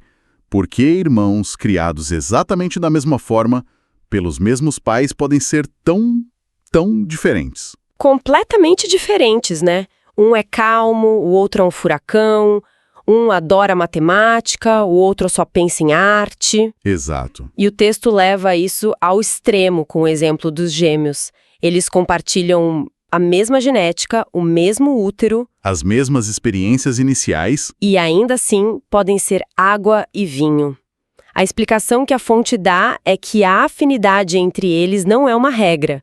A união biológica não garante de forma alguma uma união espiritual. Quer dizer, eles podem ser espíritos que já se gostavam e escolheram vir juntos, quase como parceiros de jornada? Sim, exatamente. Felizes por estarem juntos. Mas o contrário também acontece, certo? E quando eles simplesmente não se suportam desde pequenos? Precisamente. O texto sugere que isso pode acontecer com espíritos que tinham desavenças no passado e que aceitaram nascer juntos, nessa proximidade forçada. Como uma oportunidade de resolver as coisas. Exato. Uma oportunidade de superarem suas diferenças. A aversão, nesse caso, não seria um acaso, mas um desafio mútuo. Um contrato de paz a ser cumprido. Entendi. Isso já nos dá a ideia central que permeia todo o trecho, né? Sim. Os laços do espírito são mais antigos e mais determinantes que os laços de sangue. Isso é forte. E se a gente traz esses laços, essa bagagem de relacionamentos, a gente também traz conhecimento. É a próxima pergunta lógica, né? Sim. Sabe aquela sensação estranha de ter uma facilidade absurda com algo que você nunca estudou? Uma afinidade com o idioma, um talento para música que parece que veio do nada. O livro chama isso de ideias inatas. Ideias inatas. Exato. A premissa fundamental aqui é que o espírito não é uma folha em branco a cada nascimento. O conhecimento adquirido em vidas passadas não é apagado. Ele fica. Latente. Isso, fica latente. Durante a nova vida, há um esquecimento temporário das experiências passadas, mas a essência do aprendizado permanece como intuição, como uma predisposição. Então, aquela criança prodígio que toca piano como um mestre aos 5 anos, isso não seria um milagre ou um acaso genético? Segundo essa lógica, não. Seria a manifestação de um esforço antigo que ainda ecoa. O ponto de partida de cada vida, entende? Não é o zero. É o último degrau que a gente alcançou. Exatamente. Isso explicaria por que o progresso da humanidade é possível. Se cada um de nós começasse do zero absoluto a cada geração, estaríamos sempre na estaca zero como espécie. Faz sentido. As ideias inatas seriam um motor desse progresso coletivo, então. Seriam.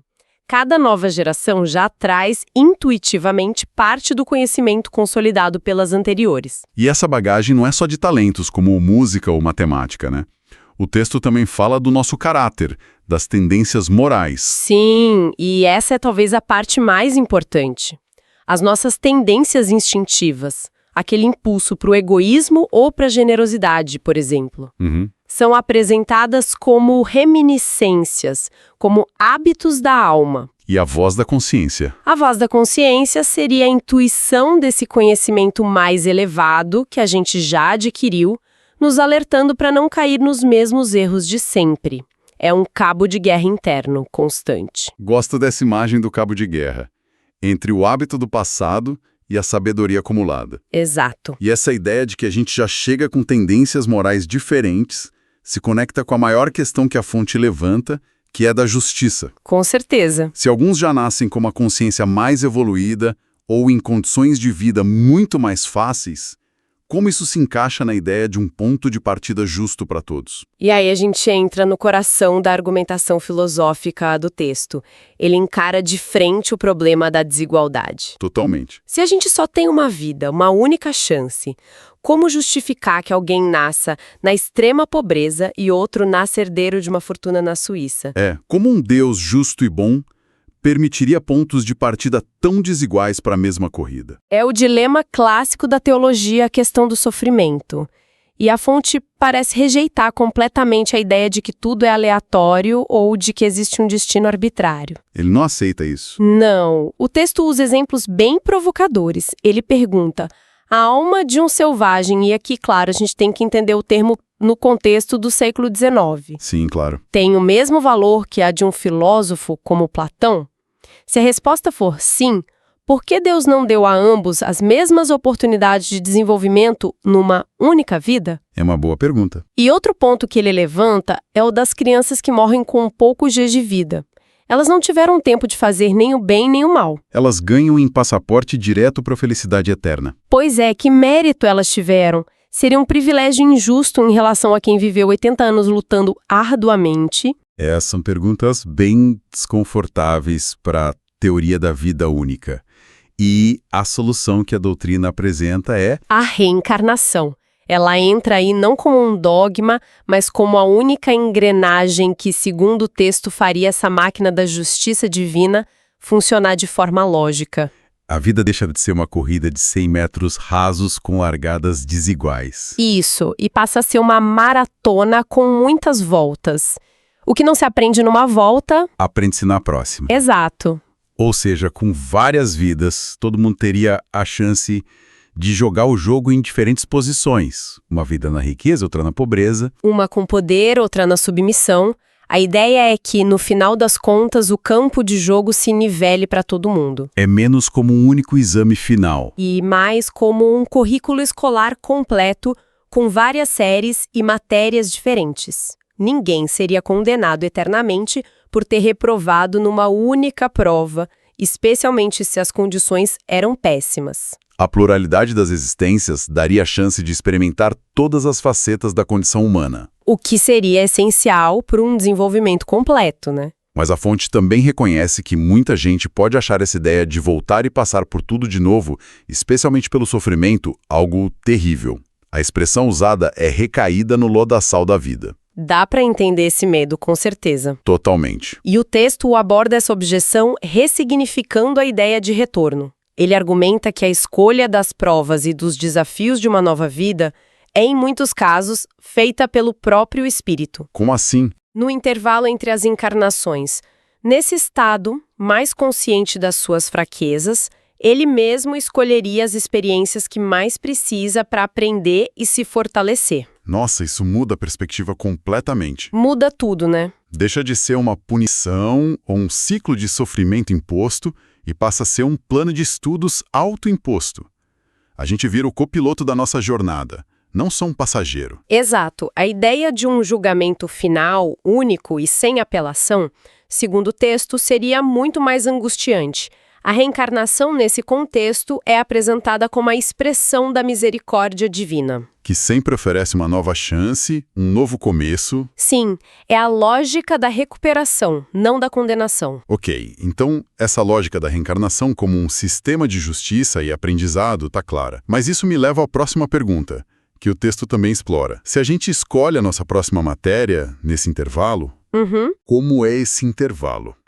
O que acontece nesse período que o livro chama de erraticidade? A gente fica só, flutuando no éter esperando a próxima chamada? Não, de forma alguma. O texto descreve esse estado como muito ativo. O espírito errante não está num vazio. Ele ainda possui um corpo semimaterial, o perispírito, que é o seu invólucro. O perispírito. Pense nele não como um fantasma, mas como um avatar do espírito. Ele não tem a densidade do nosso corpo físico, mas também não é pura energia abstrata. É uma interface. É a interface que permite ao espírito interagir e perceber essa realidade intermediária. Um pouco como um mergulhador precisa do traje para explorar o fundo do mar. Um avatar espiritual, gostei da analogia. E onde esse avatar vive? Ele ainda pertence ao mundo em que viveu ou a mundos de nível semelhante. Mas o interessante é que ele pode visitar mundos superiores. Como um turista. Exato, na condição de estrangeiro. E essas visitas não são à toa, elas lhe servem de inspiração. Ao ver a paz e a harmonia desses lugares, o espírito se sentiria motivado a progredir para um dia merecer habitar ali. É um período de estudo e planejamento, então. Totalmente. O texto também menciona os mundos transitórios, que são como uma espécie de área de descanso ou um campus universitário entre os semestres. É uma ótima analogia. São descritos como bivacs ou campos de repouso para espíritos que talvez precisem de um tempo mais longo para se recuperar ou se preparar. Entendi. Mas para mim o aspecto mais vertiginoso desse estado todo é como a percepção da realidade, especialmente do tempo e da memória, muda radicalmente. Como assim? O tempo não passa da mesma forma. De jeito nenhum. A fonte é categórica. Os séculos para nós tão longos não passam aos olhos deles de instantes que se movem na eternidade. Uau! É como se o espírito saísse da nossa estrada linear do tempo e pudesse ver o mapa inteiro. O passado e o futuro não são linhas distantes, mas pontos no mapa que ele pode observar. Isso significa que a memória também não é como a nossa, uma lembrança vaga e muitas vezes distorcida de algo que já passou? Exatamente. O texto diz que todos os atos que o espírito tem interesse em lembrar se tornam presentes para ele. A memória não é um filme passando na cabeça. É. Um arquivo vivo. É um arquivo vivo, uma realidade virtual imersiva onde ele pode reanalisar os fatos. Ele não apenas lembra, ele compreende as causas e as consequências das suas ações com uma clareza que é impossível para a gente que está imerso na matéria. Nossa, isso é impressionante. Quer dizer que o arrependimento, por exemplo, não seria só uma lembrança ruim, mas a capacidade de revisitar o momento com a clareza de hoje e entender exatamente o impacto daquela ação? Exatamente. É uma ferramenta de aprendizado muito mais poderosa do que a gente imagina. Sem dúvida. Esse processo de revisão da vida é apresentado como fundamental. É ali que o espírito vê onde falhou, onde acertou e o que precisa fazer para reparar e avançar. Então, a escolha das provas da vida seguinte não seria um tiro no escuro. Longe disso. Seria uma decisão consciente baseada nessa análise profunda de si mesmo. Então, amarrando tudo, o que a gente viu hoje nessas páginas é uma teia muito bem conectada de ideias, né? Sim, tudo se encaixa. A forma como a gente é, nossos talentos, medos, desafios, seria um eco de vidas passadas. A reencarnação não como um castigo, mas como o próprio mecanismo de uma justiça que visa a educação. Um progresso contínuo. Isso. E o tempo entre as vidas não é um limbo, mas uma escola ativa de planejamento e autoconhecimento. Perfeitamente resumido. E tudo isso nos leva a um pensamento final que o próprio texto provoca. Qual seria? Se as nossas tendências instintivas são as reminiscências do passado, os hábitos da alma, e a voz da consciência é essa intuição superior nos guiando para não cometer os mesmos erros, isso nos coloca diante de uma escolha a cada momento. Uma questão para se refletir no dia a dia é: que vozes internas a gente está escolhendo ouvir?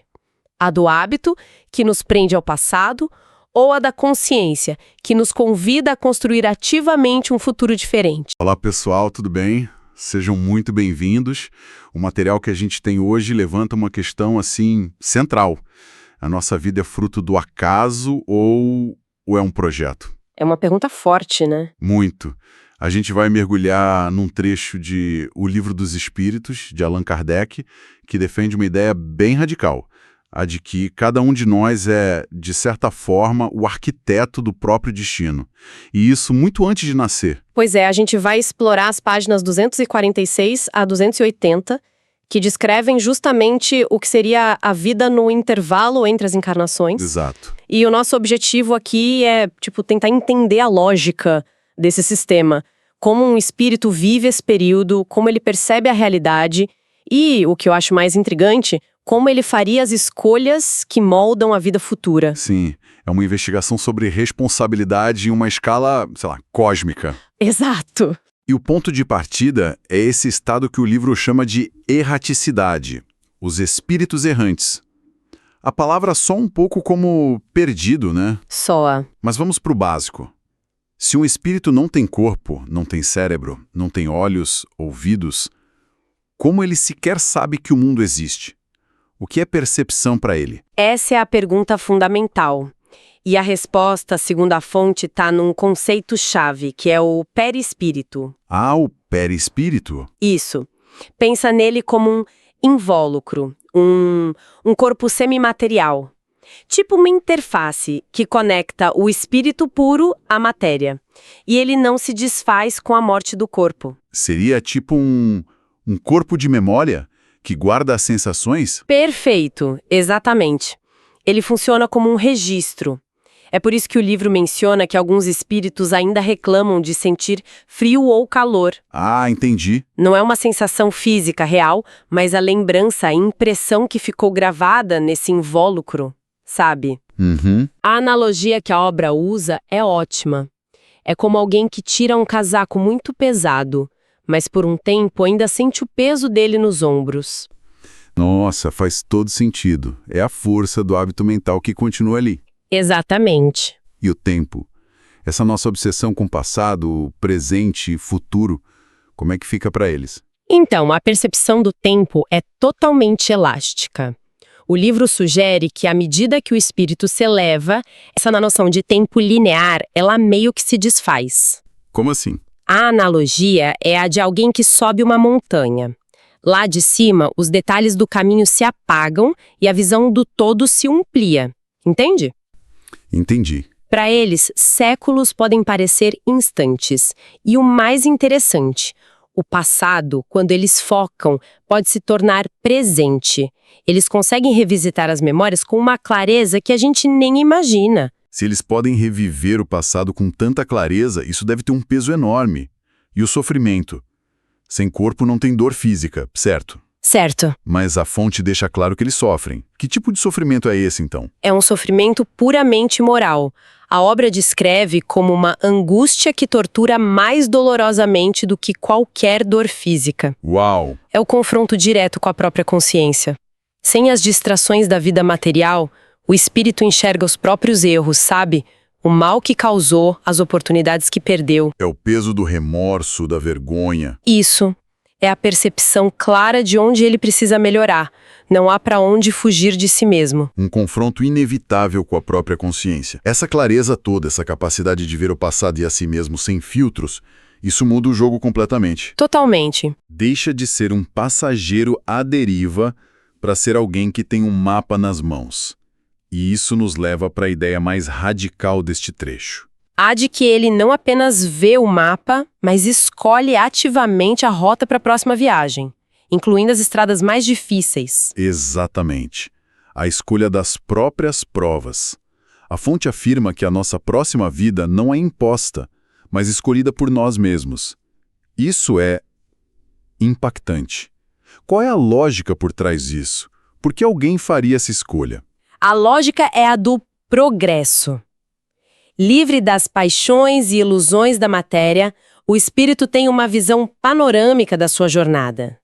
Ele vê com clareza as imperfeições, as fraquezas, aquilo que o impede de avançar. A analogia da montanha de novo. Exato. O espírito encarnado está no pé da montanha, só vê a próxima curva. O espírito livre está no cume. Ele vê todo o caminho percorrido e o que falta para chegar ao topo, que a obra chama de felicidade suprema. Próxima, preciso de uma situação que me force a trabalhar a humildade. Seria isso? É precisamente isso. Não é uma escolha masoquista de querer sofrer por sofrer. É uma escolha inteligente, quase cirúrgica, focada no crescimento. Ele escolhe o gênero de prova que acha mais eficaz para acelerar a evolução dele. Ok, eu entendo a lógica de escolher um desafio para crescer. Mas aí a gente olha para o mundo e a coisa complica. Por que um espírito escolheria uma vida de miséria abjeta, de fome, de doença? Sim. Ou o oposto, que o livro descreve como o ainda mais perigoso. Nascer em berço de ouro com todo o poder e as tentações da riqueza. Parece extremo. Parece. O espírito não corre o risco de ser esmagado pela prova, em vez de aprender com ela? Essa é a grande questão. E ela envolve coragem e risco, né? A obra detalha as motivações. A miséria, as privações, seriam escolhidas para testar a resignação, a fé, a paciência. É uma prova de resistência da alma. Uhum. Já a riqueza e o poder são vistos como testes muito mais sutis e perigosos, porque as tentações para o egoísmo, para o orgulho, para o abuso são imensas. É uma prova de caráter. E o livro menciona até a escolha de nascer em contato direto com o vício. Isso é difícil de processar. Sim, essa é a pesada. Seria a escolha de um espírito que já se sente com alguma força e quer testar seus limites, sabe? Provar a si mesmo que consegue resistir àquele ambiente. Entendi. Em todos os casos, a ideia central é que a liberdade de escolha é o motor do progresso. Mas você tocou num ponto crucial, o risco de falhar. Pois é. A escolha é feita antes, mas durante a vida, o livre-arbítrio continua. O espírito pode sucumbir, pode se revoltar, pode falhar na prova. E aí? E tenta de novo na próxima. Exato. Na próxima oportunidade vai ter que tentar de novo, talvez por um caminho diferente. Então a escolha não é uma sentença, é mais uma proposta de aprendizado. Exatamente. O que me leva a outro ponto. Se os espíritos estão nesse estado de autoavaliação e planejamento, eles fazem isso sozinhos, num isolamento reflexivo, ou existe uma sociedade no mundo espiritual? Não, de forma alguma, não estão sozinhos. A dimensão social é fundamental. O livro descreve que os espíritos se agrupam por afinidade. Por afinidade. Sim, os semelhantes se atraem. Eles formam famílias, grupos, comunidades. Tudo baseado na sintonia de pensamentos, de sentimentos, de nível evolutivo. Não é uma organização geográfica, mas vibracional. E como funciona a dinâmica entre os diferentes níveis? Os espíritos mais evoluídos, os bons, como o livro chama, eles se isolam para não serem perturbados pelos mais imperfeitos? Muito pelo contrário. A fonte afirma que a grande missão dos bons espíritos é justamente auxiliar os que estão abaixo. Ah, interessante. Eles não se isolam, eles agem, atuam como guias, mentores, inspirando bons pensamentos, sustentando nas provas difíceis. É um trabalho ativo de caridade. E o outro lado? Por que os espíritos inferiores tentam nos induzir ao mal? Qual é a motivação deles? É pura maldade? Então, a explicação que a obra dá é psicologicamente muito humana. A principal motivação seria o despeito. Despeito. Despeito por não terem alcançado um estado de felicidade e, o desejo de impedir que outros alcancem. É a inveja, o prazer de ver o outro cair para o mesmo nível. Nossa. O livro faz um paralelo direto com comportamentos que a gente vê todo dia aqui na Terra, mostrando que essas paixões não são exclusivas dos encarnados. Isso nos leva a uma característica desse mundo espiritual que, nossa, muda todas as regras do jogo social. Algo que o livro menciona e que é assustador e fascinante. A transparência dos pensamentos. Sim, essa é talvez uma das ideias mais transformadoras de todas. Nesse estado, o pensamento não é algo interno privado. Ele se irradia e é percebido pelos outros, instantaneamente. Peraí, então não existe privacidade? Nenhuma? Nenhuma. A hipocrisia se torna materialmente impossível. Você não pode pensar uma coisa e dizer outra. Seu pensamento é patente. Isso soa aterrorizante. Aterrorizante para quem tem algo a esconder, né? Mas para o sistema como um todo, é uma ferramenta de aprendizado acelerado. Como assim? O espírito é confrontado diretamente com a natureza real dos seus pensamentos, dos seus sentimentos e com o impacto que eles causam nos outros. Não existem máscaras. Força uma honestidade radical. Mas se tudo é transparente, como a individualidade é mantida?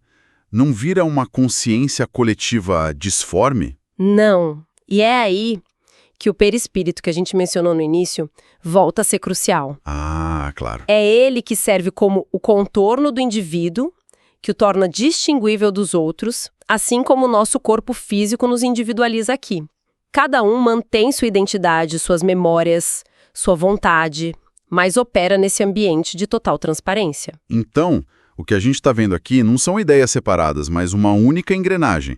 A transparência de pensamento no mundo espiritual força a autoavaliação. Exato. Que, por sua vez, informa a escolha consciente das provas, que é a ferramenta principal para o progresso. É um sistema de feedback perfeito. É a síntese perfeita. A honestidade radical é o motor da evolução. Nossa. E é nesse sistema que a noção de justiça da obra se revela.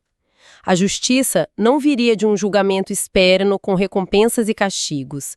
Ela reside na liberdade e na responsabilidade de cada um ser o agente do seu próprio avanço. O sofrimento deixa de ser uma punição passiva E se torna uma ferramenta de crescimento auto-administrada. A expressão que você usou no começo, arquiteto do próprio destino, captura exatamente essa ideia. o que nos deixa com um pensamento final, uma provocação para quem nos ouve. Algo para se refletir, né? Exatamente.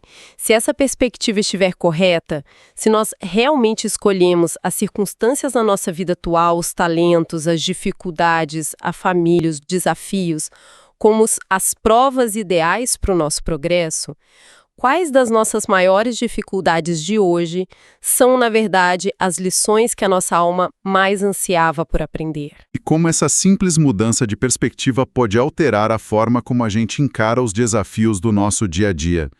Fica aí a reflexão. Você já conheceu alguém e, assim, do nada sentiu uma conexão que não dá para explicar?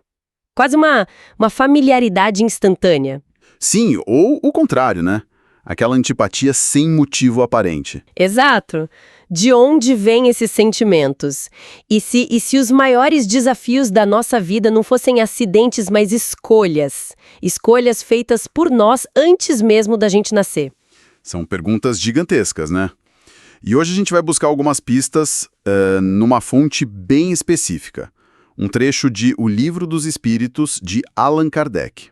Isso, nosso material de análise hoje são as páginas 281 a 315.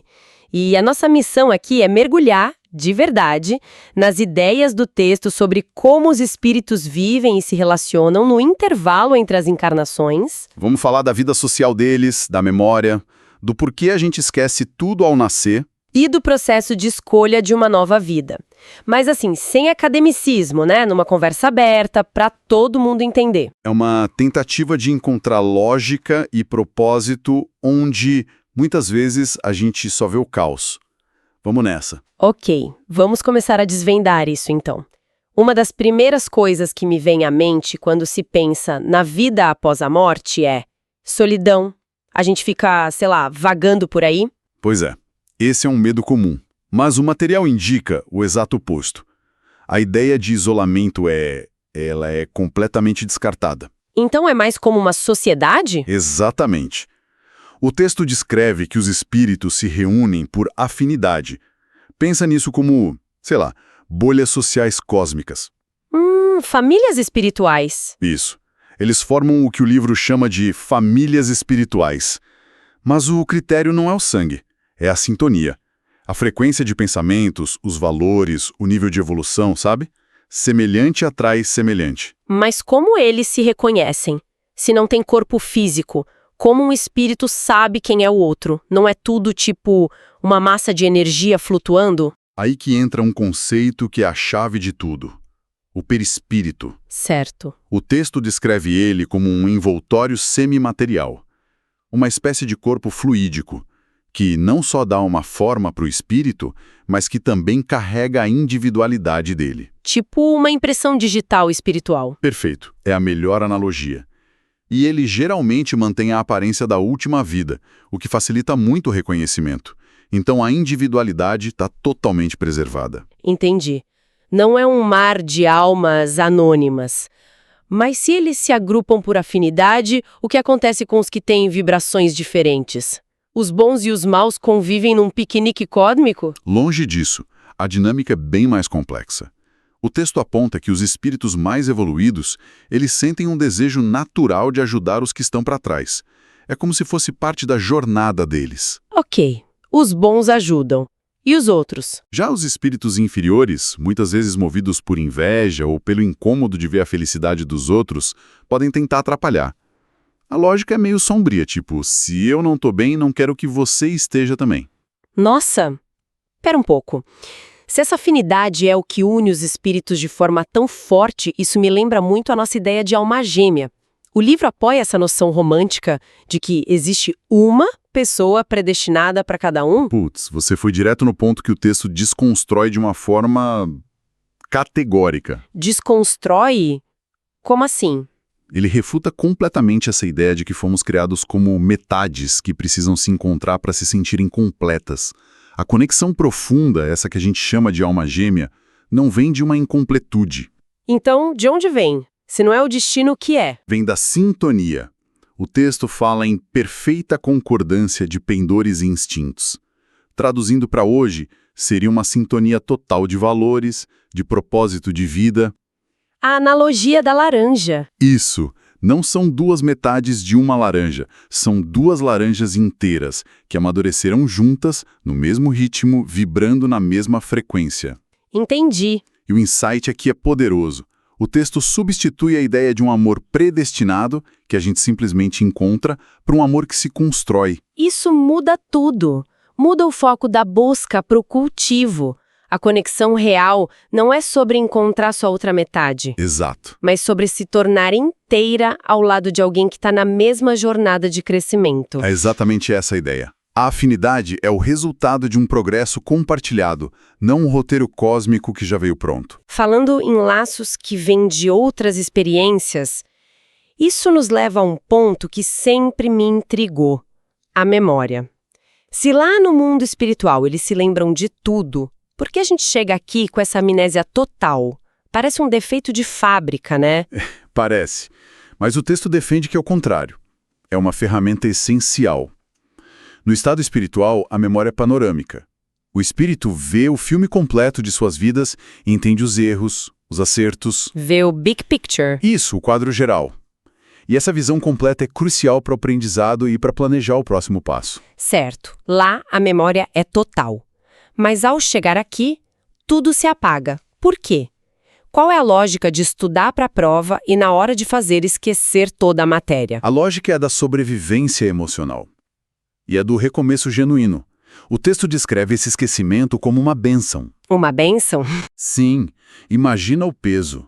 Como você conseguiria educar um filho sabendo que, em outra vida, ele foi um inimigo que te prejudicou imensamente? Impossível. Ou como uma pessoa que foi um rei orgulhoso aprenderia a humildade nascendo numa família simples se ainda se lembrasse do seu antigo poder? O esquecimento permite que os laços atuais sejam criados do zero, sabe? Sem o fardo esmagador do passado. Ok, faz sentido para poder recomeçar. Mas aí, surge uma contradição. Se a gente não lembra dos erros, como é que a gente escolhe a prova certa para consertá-los? Como funciona essa matrícula para a próxima vida? A escolha é feita antes do esquecimento. É um processo de planejamento consciente. O espírito faz isso quando está no mundo espiritual, com acesso total às memórias dele. Ah, então ele tá com a cola na mão nessa hora. Exatamente. E com base no que ele aprendeu sobre si mesmo, ele escolhe, com o livre-arbítrio dele, o tipo de vida e os desafios que vão ajudar ele a evoluir mais rápido. Não é uma punição imposta de fora. É uma escolha ativa. Certo, mas essa ideia é difícil de engolir. Alguém que nasce em extrema miséria ou com uma doença muito debilitante. A gente está dizendo que essa pessoa pediu por isso? Isso não soa um pouco como culpar a vítima? Essa é a questão mais delicada e a que exige mais abstração. O texto não aborda isso como culpa. A palavra é responsabilidade e talvez estratégia evolutiva. Estratégia? A perspectiva é a do espírito, não a nossa, do ser humano encarnado. Da perspectiva do espírito, que pensa em termos de eternidade, uma vida de 80 anos de dificuldades pode ser vista como um curso intensivo. Um curso intensivo de quê? De desapego, de resiliência, para quitar débitos e acelerar o progresso de séculos. É como um atleta que escolhe o treinamento mais doloroso porque sabe que ele vai trazer o melhor resultado. A escolha não é pelo sofrimento, mas pelo aprendizado que ele pode trazer. É uma mudança de perspectiva radical. E como o livro trata de vidas que mal começam, bebês que morrem muito cedo, ou a questão do aborto... O texto aborda isso de forma bem direta. Ele explica que a união da alma com o corpo começa na concepção. Por isso, o aborto é visto como uma interrupção da prova que aquele espírito já tinha começado. E no caso de uma morte muito precoce? Já nesses casos, pode ser interpretado como o cumprimento de uma prova muito curta, mas necessária. Tanto para o espírito que reencarna, quanto para os pais que também passam por essa experiência, né? Cada caso é uma peça nesse quebra-cabeça imenso da evolução. Então a gente escolhe a missão. Mas e o equipamento que a gente recebe para ela? Como funciona essa relação entre o espírito, que é o ser pensante, e o corpo, que tem suas próprias regras e limitações? A analogia que o livro usa é a de uma vestimenta. O corpo não cria as faculdades da alma, como a inteligência ou o amor, mas é o instrumento através do qual elas se manifestam no mundo material. Um depende do outro. Totalmente. Um músico genial precisa de um bom violino para expressar a sua arte. Se o violino estiver quebrado, a música não sai, mas o músico continua sendo genial. E essa analogia do violino quebrado me leva a um dos pontos mais contraintuitivos que o texto aborda: a loucura e o que se chamava de idiotismo. Sim, e aqui a ideia é realmente de explodir a cabeça. O texto sugere que um corpo com um cérebro que não funciona bem não significa que o espírito ali seja limitado ou louco. Pelo contrário, né? Pelo contrário. Pode ser um espírito extremamente inteligente, até um gênio de uma vida passada, que está em expiação pelo mau uso dessas faculdades. O corpo defeituoso age como uma algema, um constrangimento que o impede de se manifestar. Nossa, que forte isso. É uma prova duríssima de contenção. Então, a gente olha para uma pessoa com uma deficiência intelectual e julga a mente dela. Mas o texto diz que o que a gente talvez esteja vendo é a prisão, não o prisioneiro. Isso. Isso muda completamente o olhar sobre o outro. Muda tudo. Transforma o julgamento em compaixão. E dentro dessa dinâmica toda, o texto dá um peso enorme para a infância. Por que essa fase é tão definidora? A infância é descrita como um período estratégico. A fragilidade, a delicadeza dessa fase, tudo isso é intencional. É o momento em que o espírito reencarnado está mais maleável. Mais aberto, né? Isso. As tendências fortes e os hábitos de vidas passadas ainda estão adormecidos, porque o corpo e o cérebro ainda não estão totalmente desenvolvidos para expressá-los. É como se fosse um período de boot do sistema quando ele está mais aberto a novas programações. Exatamente essa analogia. E essa janela de oportunidade coloca uma responsabilidade imensa nos pais. O texto os descreve como tendo uma missão sagrada. Que seria? A de aproveitar essa fase para educar, orientar e reprimir as más tendências que o filho possa trazer. É a chance de ajudar a reescrever parte do código-fonte daquele espírito antes que os padrões antigos se cristalizem de novo na vida adulta. Uau! Ok, vamos tentar amarrar as pontas dessa nossa conversa. Foi muita informação densa. Primeiro, a ideia de que os laços do mundo espiritual são construídos por sintonia e crescimento. Sim, demolindo o mito da outra metade predestinada. Segundo, o esquecimento do passado, não como um defeito, mas como um mecanismo de proteção, um reset necessário para que a gente possa recomeçar de verdade. Sem o peso esmagador das bagagens anteriores. Terceiro, a noção de que somos coautores do nosso destino, escolhendo as provas que podem nos fazer evoluir. Isso tira a gente do papel de vítima passiva das circunstâncias. E por último, a ideia do corpo como nosso instrumento, e que suas limitações, seja na infância ou numa condição de deficiência, são na verdade parte fundamental do currículo que o espírito veio estudar aqui. São conceitos que, se a gente levar a sério, podem ressignificar completamente a maneira como encaramos a vida, a morte e principalmente as dificuldades. Sem dúvida. E isso nos deixa com uma reflexão final, né? Os textos que a gente analisou sugerem um universo regido por uma justiça focada na educação, não na punição. Se a gente aceitar, mesmo que como um exercício de pensamento, a ideia de que escolhemos nossas circunstâncias atuais, por mais difíceis que sejam, como isso muda nossa perspectiva? Poderíamos ver nossos maiores desafios não como infortúnios aleatórios ou castigos, mas como o currículo exato que nós mesmos elaboramos para nossa própria evolução. Olá! Hoje a gente vai abrir um livro que é, assim, a pedra fundamental de toda uma filosofia. O Livro dos Espíritos, de Allan Kardec. Mas calma, não vamos analisar a obra inteira. A nossa missão aqui é focar num trecho bem específico. Quase um manual de instruções, né? Exato. Um manual sobre como e por que a gente volta para a vida corporal. E é um trecho que tenta responder aquelas perguntas gigantescas, sabe? Pelo menos sob a ótica espírita. Coisas como, quem decide a vida que a gente vai ter? Por que nascemos numa família e não em outra? E a grande questão, né?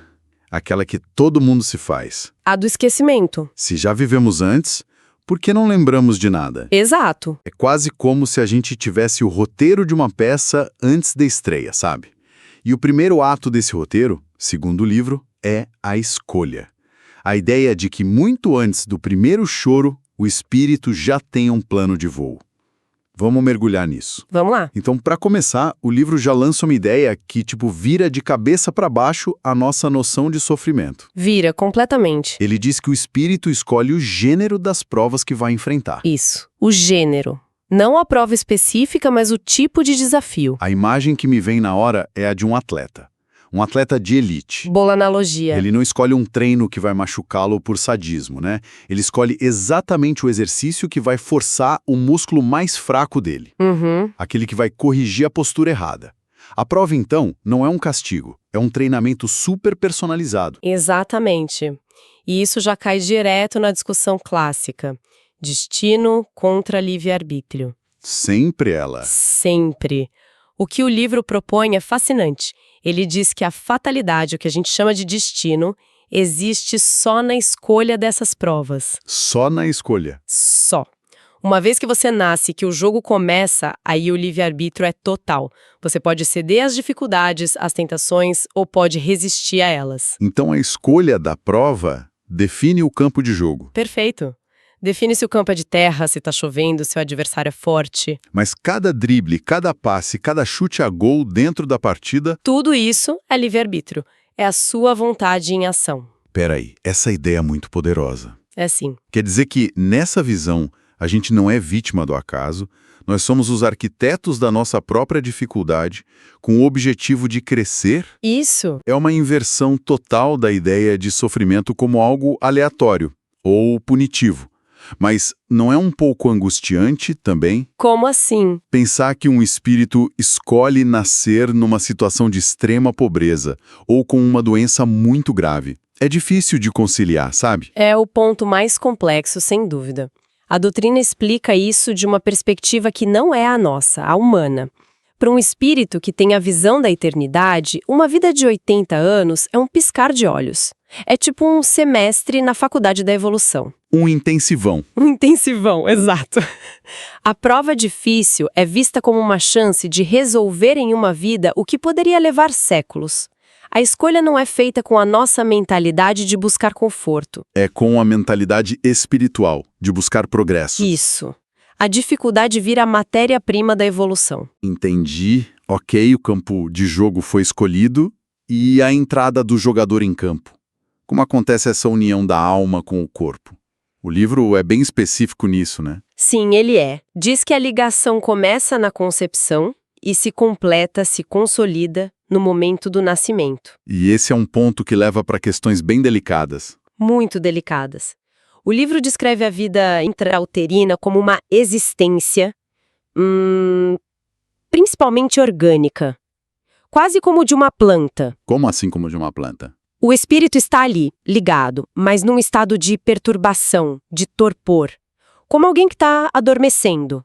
A vida espiritual, com toda a sua complexidade, só acorda de verdade com a respiração, no nascimento. E é nesse contexto que o livro aborda a questão do aborto, certo? Exatamente. Para a doutrina, se a vida é uma prova planejada, uma missão, o aborto é visto como a interrupção desse plano. É como impedir o aluno de entrar na sala no dia da prova final. É uma ótima imagem, a prova para a qual ele se preparou. Por isso, na questão 358, ele é tratado como uma violação da lei divina, porque se nega a um espírito a oportunidade de passar pela experiência que ele mesmo escolheu ou que foi designada para ele. Quer dizer, a gravidez deixa de ser só um processo biológico Totalmente. e vira quase uma acoplagem espiritual. Um processo onde duas jornadas, a da mãe e a do espírito que chega, se encontram para cumprir um combinado. É uma responsabilidade imensa se a gente olha por essa ótica. É gigante. E falando nesses planos, às vezes a ferramenta que o espírito recebe, o corpo, parece vir com defeito de fábrica. Uhum. Como o livro explica, por exemplo, a existência de pessoas geniais, com uma capacidade mental absurda, mas que são moralmente um desastre. O que é fascinante aí é como o livro separa o progresso intelectual do progresso moral. Ele diz que são duas estradas diferentes. E que a gente não avança nas duas ao mesmo tempo, necessariamente. Exatamente. É perfeitamente possível, segundo a doutrina, que um espírito seja um gigante intelectual, com um conhecimento acumulado de várias vidas, mas que ainda seja uma criança no campo da moralidade, do amor, da empatia. E aí ele pode ser influenciado mais facilmente. Sim, por espíritos inferiores ou pelos instintos mais primitivos do corpo que ele habita. Nossa, a imagem que me vem na cabeça é a de um piloto de Fórmula 1, um gênio, tipo Senna, Sei. mas que colocam ele para correr com um Fusca 72 com o motor falhando. A analogia é perfeita. Não importa o talento absurdo dele, o resultado na pista vai ser imitado pelo carro. Essa é a ideia. É exatamente essa ideia. O espírito é o piloto, o corpo é o carro. E isso nos leva direto para a questão das deficiências. O livro usa termos da época, claro, como idiotismo, para descrever o que hoje a gente entenderia como deficiências intelectuais severas. Certo. E a visão que ele apresenta é chocante e profunda. Aquele corpo limitado não abriga uma alma inferior ou menos inteligente. Então o que seria Uma punição. menos uma punição e mais uma expiação? Uma consequência direta de atos passados. Ah, O livro dá um exemplo muito forte. O corpo de uma pessoa com grande limitação intelectual pode abrigar um espírito que, numa vida passada, foi um gênio do mal. alguém que usou a inteligência superior para causar dor, para manipular, para ser um flagelo, como o texto diz. Nessa nova vida, o espírito sofre com a limitação, porque, segundo a doutrina, ele tem plena consciência da sua capacidade, mas está aprisionado. Aprisionado num corpo que não consegue expressar essa capacidade. Exato. É uma ideia muito, muito forte. A do piloto genial que está ali, consciente, vendo a pista, sabendo a curva que tem que fazer. Mas o volante não obedece, o acelerador não responde. É uma prisão dentro do próprio corpo. Uhum. Isso muda completamente a forma de olhar para uma deficiência. Deixa de ser uma fatalidade biológica, um azar. E passa a ser parte de um arco narrativo muito maior, com causa e consequência. Exato. Transforma a compaixão, né?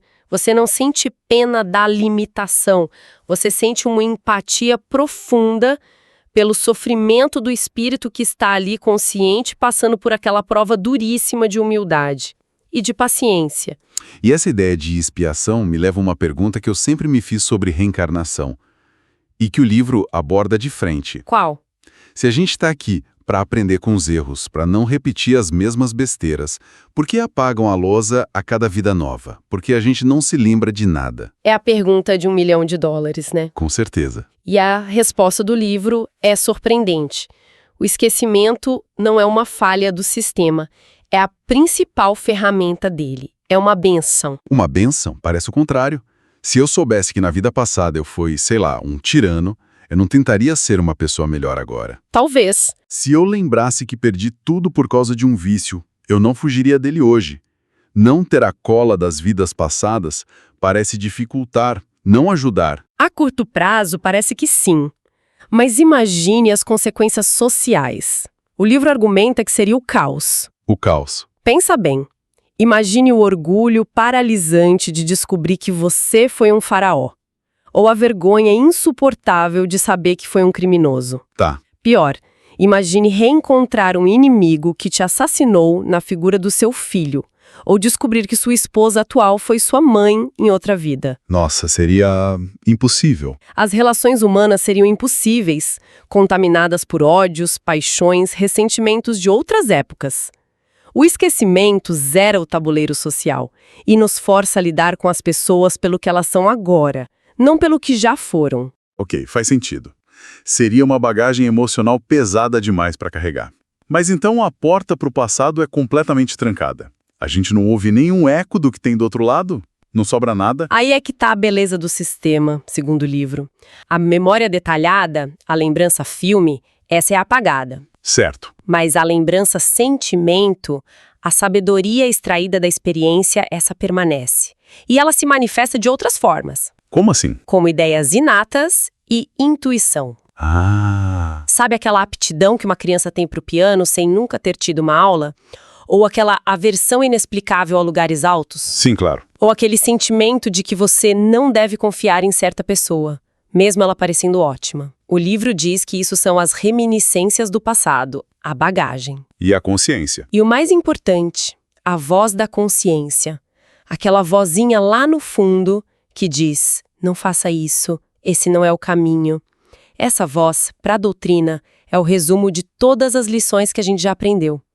Ela não nos diz o que erramos, mas nos alerta para não cairmos na mesma armadilha de novo. E isso explicaria aquelas simpatias e antipatias à primeira vista. Exatamente. Aquela pessoa que você acaba de conhecer e parece que é sua amiga há 20 anos. Ou o contrário. Ou o contrário, alguém que te causa um arrepio sem motivo nenhum. Não seria o acaso? Seria o nosso HD interno apitando. Gostei disso. Reconhecendo uma conexão antiga, boa ou ruim, mesmo que a nossa mente consciente não entenda nada. São os reencontros, então. São os reencontros. Os espíritos com laços de afeto ou de conflito se sentem atraídos para resolver suas pendências. A intuição é a bússola que nos guia nesses encontros, já que a gente não tem um mapa das vidas passadas para se orientar. O esquecimento liberta do peso do passado. Mas a intuição dá as dicas necessárias para navegar o presente. Então, amarrando tudo que a gente viu nesse trecho, a vida é apresentada como uma jornada de treinamento, uma missão que nós mesmos escolhemos. Para evoluir. O corpo é o veículo, às vezes uma máquina perfeita, às vezes um carro quebrado, mas sempre o instrumento exato para a lição que a gente precisa aprender. Uhum. E o esquecimento do passado não é uma perda, mas um mecanismo de proteção, um reset que nos permite começar de novo. Guiado só por essa bússola interna que a gente chama de consciência. É isso. E se a gente conecta tudo isso, a imagem que se forma é a de um universo governado por uma lógica e uma justiça impressionante. Onde nada é por acaso. Nada. Cada desafio, cada encontro, cada limitação, tudo se encaixa num propósito maior de aprendizado e aperfeiçoamento contínuo do espírito. A vida deixa de ser a sucessão de eventos aleatórios e passa a ser um roteiro coerente. Mesmo que a gente não consiga ler o roteiro inteiro. Exato. Isso nos deixa com um pensamento para levar para o resto do dia, né? É. Qual seria? Se essa ideia estiver certa, se a nossa intuição e a voz da nossa consciência são de fato ecos das nossas experiências passadas, quantas das nossas decisões mais importantes, aquelas que a gente chama de inexplicáveis, ou aqueles sentimentos viscerais sobre pessoas e lugares, não são, na verdade, a sabedoria de milênios de existência, de vidas que a gente não lembra, tentando desesperadamente nos dar um conselho no presente? Olá, vamos começar nosso bate-papo de hoje. E olha, o material que a gente tem em mãos é daqueles que realmente convidam a gente a olhar o mundo de um jeito diferente. Com certeza. Estamos aqui com as páginas 351 a 385 de O Livro dos Espíritos. E a nossa missão hoje é assim, mergulhar de cabeça na ideia de uma interação constante, sabe, invisível entre o nosso mundo e o mundo espiritual. Exatamente. E esse trecho é bem denso, né? Ele finaliza aquela discussão de como os espíritos intervêm na nossa vida e já começa a explorar o que eles fazem de fato. Tipo, quais são as ocupações, as missões deles. A ideia é tentar desvendar como essa teia toda de influências pode, segundo o que está escrito aqui, moldar desde um pensamento que passa rápido pela cabeça até, sei lá, os grandes rumos da nossa vida. E da sociedade como um todo, né? Isso. E, no fundo, a grande pergunta que fica martelando é: se isso tudo é real, qual é o nosso papel? A gente é só um fantoche ou a gente está no comando? É isso que vamos investigar. Vamos lá. Certo. Então, a primeira ideia que o texto joga na nossa cara, e que é, vou ser sincero, um pouco assustadora, é a da questão 456. A de que os espíritos podem simplesmente ler nossos pensamentos. Isso me deixa um pouco desconfortável, sabe? A ideia de que não tem um cantinho privado na nossa própria mente é, nossa, forte. Acabou a privacidade. É um conceito que mexe com a gente, né? Com a nossa noção de individualidade, sem dúvida. O livro propõe que, no plano espiritual, a comunicação vai além da palavra. Certo. O pensamento é a linguagem, é universal. Então, é natural que ele seja visível para eles. Mas isso leva a um ponto ainda mais importante. Lá na questão 459, a influência oculta. Ok. E a palavra-chave aqui é influência, não controle. Influência, não controle. Tá, mas qual a diferença na prática? Porque se alguém pode colocar uma ideia na minha cabeça, a linha entre uma sugestão e uma manipulação parece bem fininha. É a diferença entre um sussurro e uma ordem. A analogia que a gente pode tirar do texto é como se a gente vivesse com um conselho consultivo constante. Sabe, um conselho. Isso. Tem vozes que sugerem caminhos do bem, da razão, e tem outras que puxam a gente para as paixões, para o egoísmo, para o agora. Certo. Mas o poder de veto, a decisão final de transformar aquele pensamento em uma ação, essa é sempre nossa. É o livre-arbítrio em tempo real a cada segundo. Um conselho consultivo. Gostei dessa imagem. Mas espera aí, o livro não para nos sussurros. Ele usa um termo muito forte mais para frente. Na questão 473. Possessos. Sim, é um termo forte. Isso soa como uma contradição total. Como a gente pode falar em livre-arbítrio e, ao mesmo tempo, em possessão? Parece que o livro está tentando ter o melhor dos dois mundos. Essa é a tensão central. E o fascinante é como o texto tenta resolver isso. Ele faz uma distinção bem cuidadosa. Tira da cabeça aquela imagem de cinema de dois espíritos num corpo só. Tá? O termo que a doutrina usa para descrever o que acontece é subjugação. É uma dominação moral, psicológica. E aí vem o ponto que responde sua pergunta, na questão 474. Essa dominação nunca acontece sem que a pessoa, de alguma forma, consinta. Consinta. Nossa, isso é duro de ouvir. Parece um pouco culpar a vítima, não? Uma pessoa pode estar tão frágil, tão desesperada, que o consentimento dela não é bem livre. Essa pergunta é excelente e necessária. O texto não usa a palavra culpa, mas sim responsabilidade. O consentimento aqui não é um sim, por favor, me domine. Certo. Pode ser uma porta que se abre pela fraqueza, sabe? Por negligência com os próprios pensamentos, por vícios, por se entregar a paixões sem controle.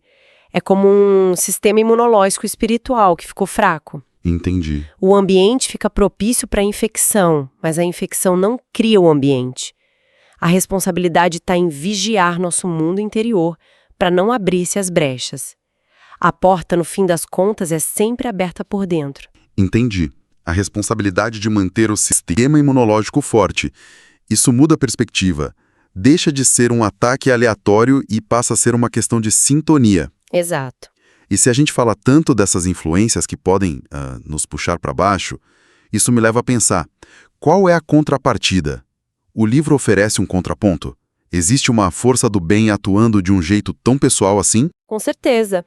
E essa é a transição natural que o livro faz. A gente sai das sombras da subjugação e vai para a luz dos guias. Na questão 489, eles são chamados de anjos da guarda, ou, de forma mais precisa, espíritos protetores. Ah, sim. A ideia é que cada um de nós tenha um mentor espiritual, Um mentor pessoal. designado para cada um de nós. Exatamente. A doutrina descreve eles como espíritos de uma ordem mais elevada, mais evoluídos que a gente, que aceitam a missão de nos guiar. Uma missão. Sim. E a questão 491 é bem clara. Essa missão começa no nosso nascimento e acompanha a gente a vida toda. Eles são nossos conselheiros mais íntimos, nossos defensores, mas, e aqui está o ponto que conecta tudo, eles também obedecem à lei do livre-arbítrio. Eles não podem forçar nossas escolhas. É a analogia do técnico de futebol que você falou antes. Ele orienta da lateral, mas não pode entrar em campo e jogar pela gente. Isso. Mas o texto adiciona um detalhe que eu achei, nossa, muito tocante. Na questão 495, diz que eles sofrem quando a gente ignora os conselhos e escolhe o caminho errado. Isso humaniza essa relação de um jeito extraordinário. Totalmente. Não é uma tutela fria, distante. Existe um laço de afeto profundo ali. O sofrimento deles não é para nos punir, mas uma demonstração de amor, de envolvimento com a nossa jornada. Faz sentido. Isso muda a ideia de responsabilidade, né? Nossas escolhas não afetam só a gente, mas também entristecem esse guia que só quer o nosso bem.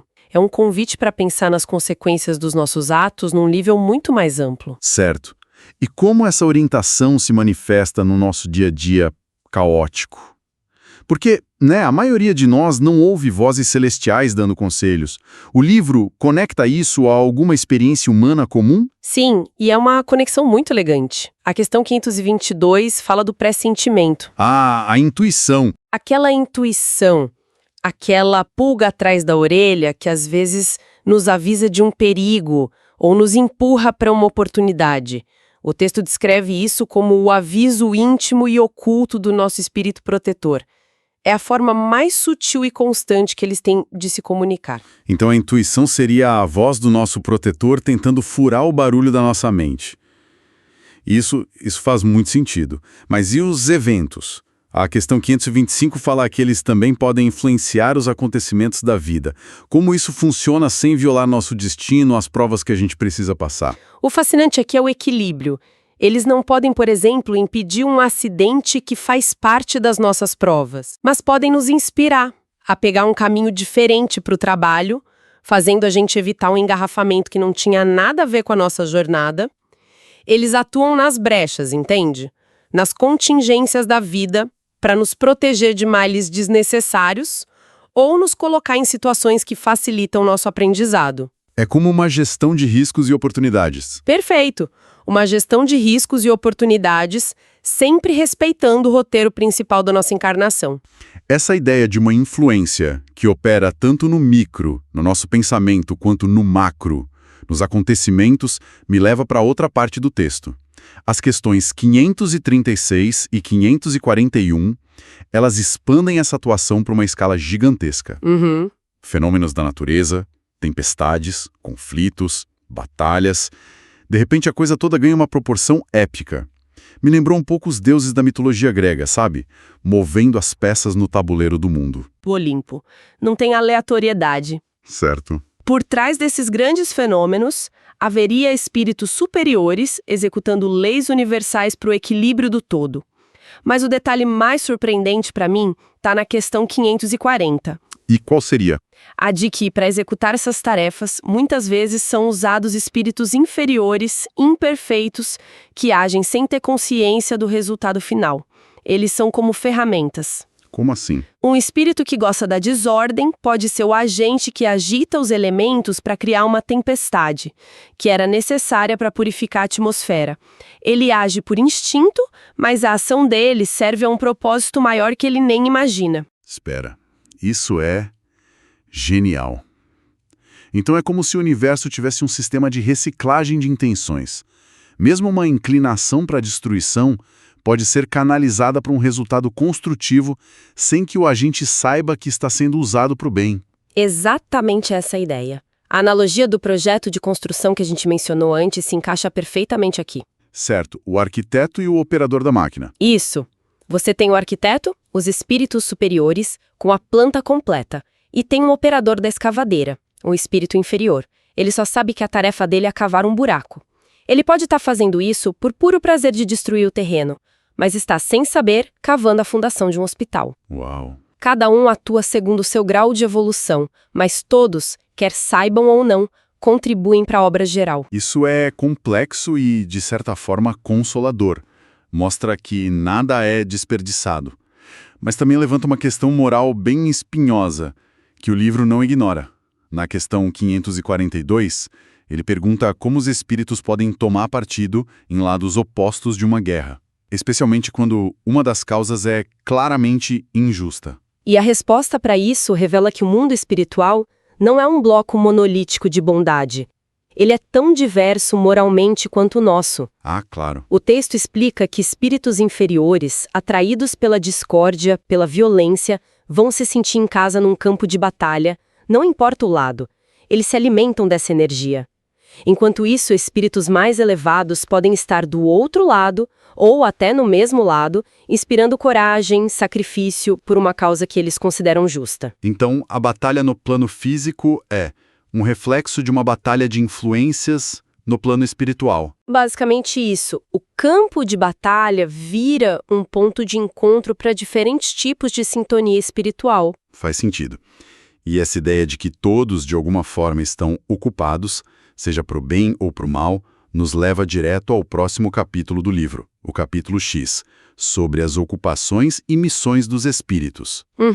Se a vida espiritual não é um descanso eterno no paraíso, o que eles fazem afinal? Qual o propósito de tudo isso? A resposta do livro é categórica. A vida espiritual é uma vida de trabalho incessante.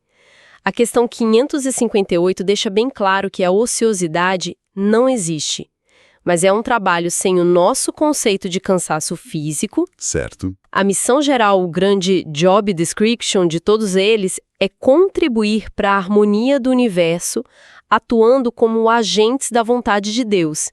E como a gente já viu, a questão 559 reforça que todos têm deveres, em todos os níveis. Do servente ao arquiteto, todo mundo com sua função. Ok, isso do lado de lá.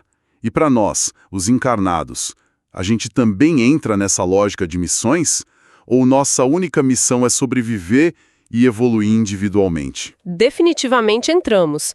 A questão 573 é muito direta sobre isso. Ela afirma que os encarnados têm missões importantes e são, essencialmente, as de ajudar no progresso da humanidade, da civilização, das artes, das ciências, melhorar as instituições por meios diretos materiais. Tá, mas... E o texto faz uma ressalva que é importantíssima. Essa ideia de missão não é reservada só para os grandes gênios ou líderes mundiais. Isso é fundamental, porque a maioria de nós não vai ser um Einstein ou um Gandhi, né? Exato. O livro valoriza o papel de cada um na engrenagem social. A pessoa que cultiva a terra para alimentar os outros tem uma missão tão vital, tão nobre quanto a que governa um país. Mas o exemplo que eu acho o mais poderoso de todos está na questão 582, quando fala da missão dos pais. Sim, essa parte me marcou. A missão de guiar o espírito que lhes foi confiado.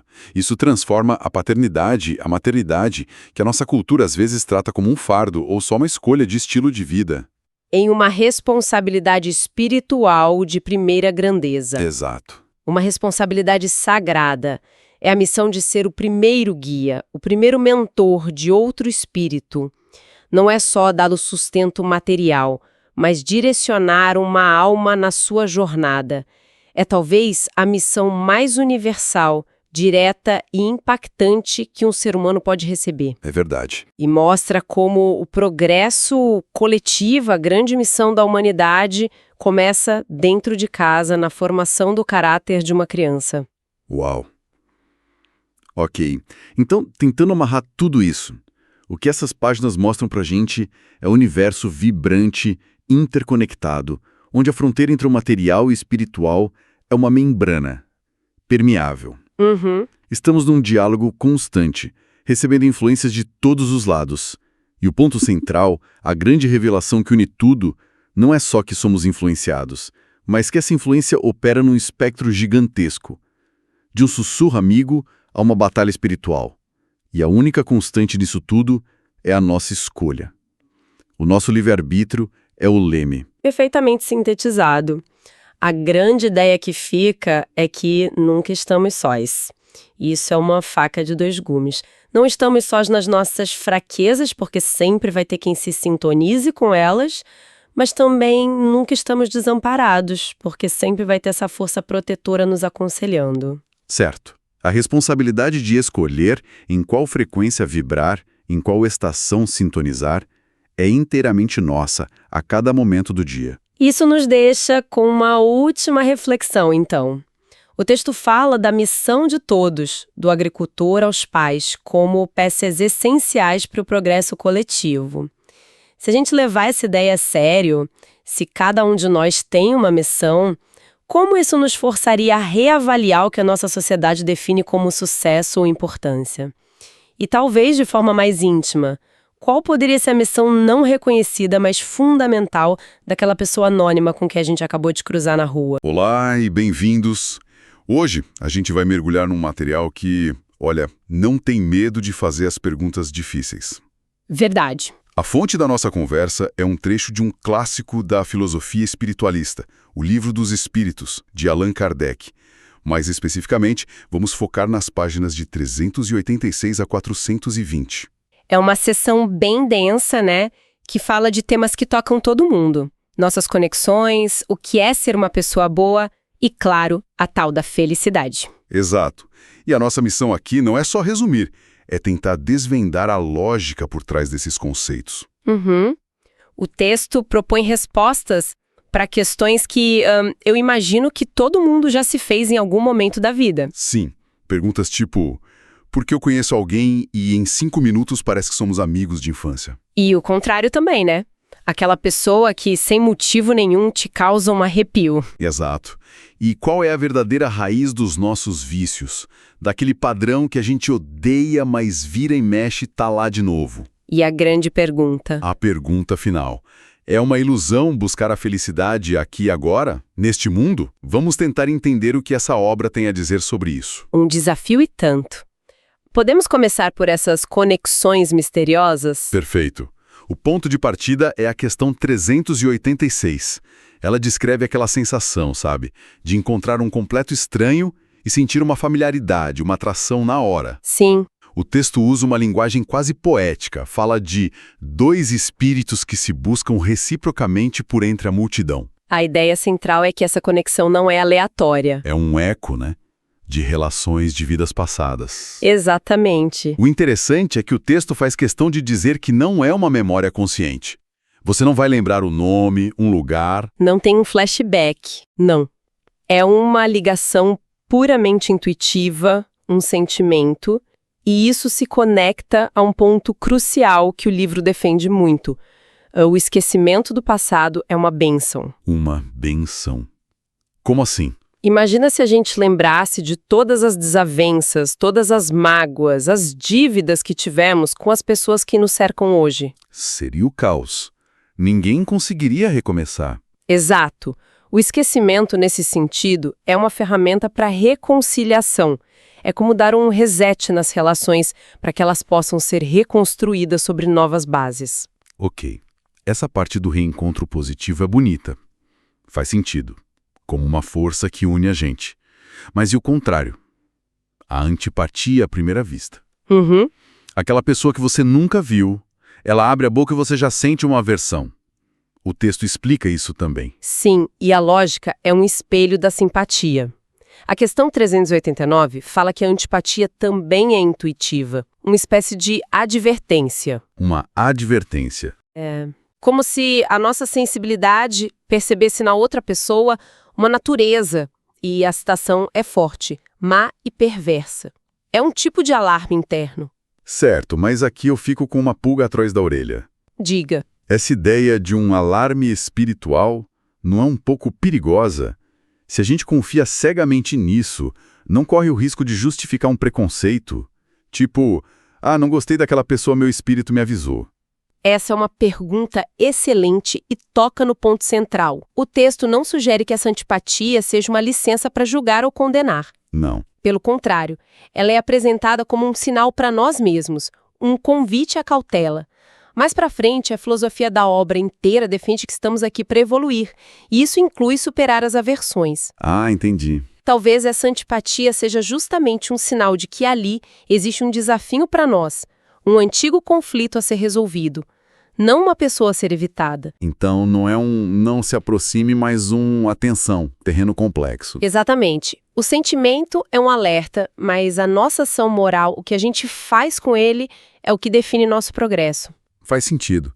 E essa ideia de uma memória que a gente não acessa conscientemente, mas que nos influencia, vai ainda mais fundo. Na questão 393, o texto sugere algo bem radical. Que é? Que a nossa própria consciência moral, aquela voz interna que diz o que é certo e errado, seria uma forma de memória. Uma lembrança intuitiva dos erros que já cometemos. Exato, nos alertando para não cair na mesma armadilha de novo. E isso desloca a origem da moralidade, né? Em vez de ser só um conjunto de regras externas que a gente aprende com a família, com a sociedade. Certo. A consciência seria também algo inato, uma sabedoria que vem das nossas próprias experiências passadas. A gente sabe que certas coisas são erradas porque de alguma forma já sentimos na pele as consequências delas. Isso é fascinante. Porque a gente tende a pensar na consciência como um produto social, quase um software que a cultura instala na nossa mente. E aqui a proposta é que ela é mais como um hardware. Uma memória raiz que já vem com a gente. A implicação disso para como a gente lida com a culpa, por exemplo, é gigantesca. Com certeza, a culpa não seria só uma transgressão a uma regra de fora, mas uma traição a si mesmo, à própria história. Perfeito. E se a consciência é essa bússola interna que nos avisa dos perigos, ela naturalmente aponta para um norte. Uhum. Ela nos guia em direção a um ideal. E é aí que a conversa sai do nível pessoal e vai para a base de toda a moralidade que o livro disputa. Exatamente. Ok, então se a consciência é a nossa bússola, para qual norte ela deveria apontar? Qual o texto define como o grande mal que a gente deve combater? A resposta do livro é muito direta e aparece com força na questão 913. Todo mal, todos os vícios, todas as injustiças derivam de uma única fonte: o egoísmo. O egoísmo. Ele é descrito como a verdadeira chaga da sociedade. Não é só um defeito entre outros, é a raiz de onde todo o resto brota. Isso me lembra a imagem de um jardim. Tentar combater a inveja, a cobiça, a vaidade, sem mexer no egoísmo, É um mesmo que... é como ficar podando as folhas de uma erva daninha, né? Você corta uma aqui e ela cresce mais forte ali. Se não arrancar a raiz, o jardim nunca vai ficar limpo de verdade. A analogia perfeita. E o texto explora as manifestações mais sutis dessa raiz.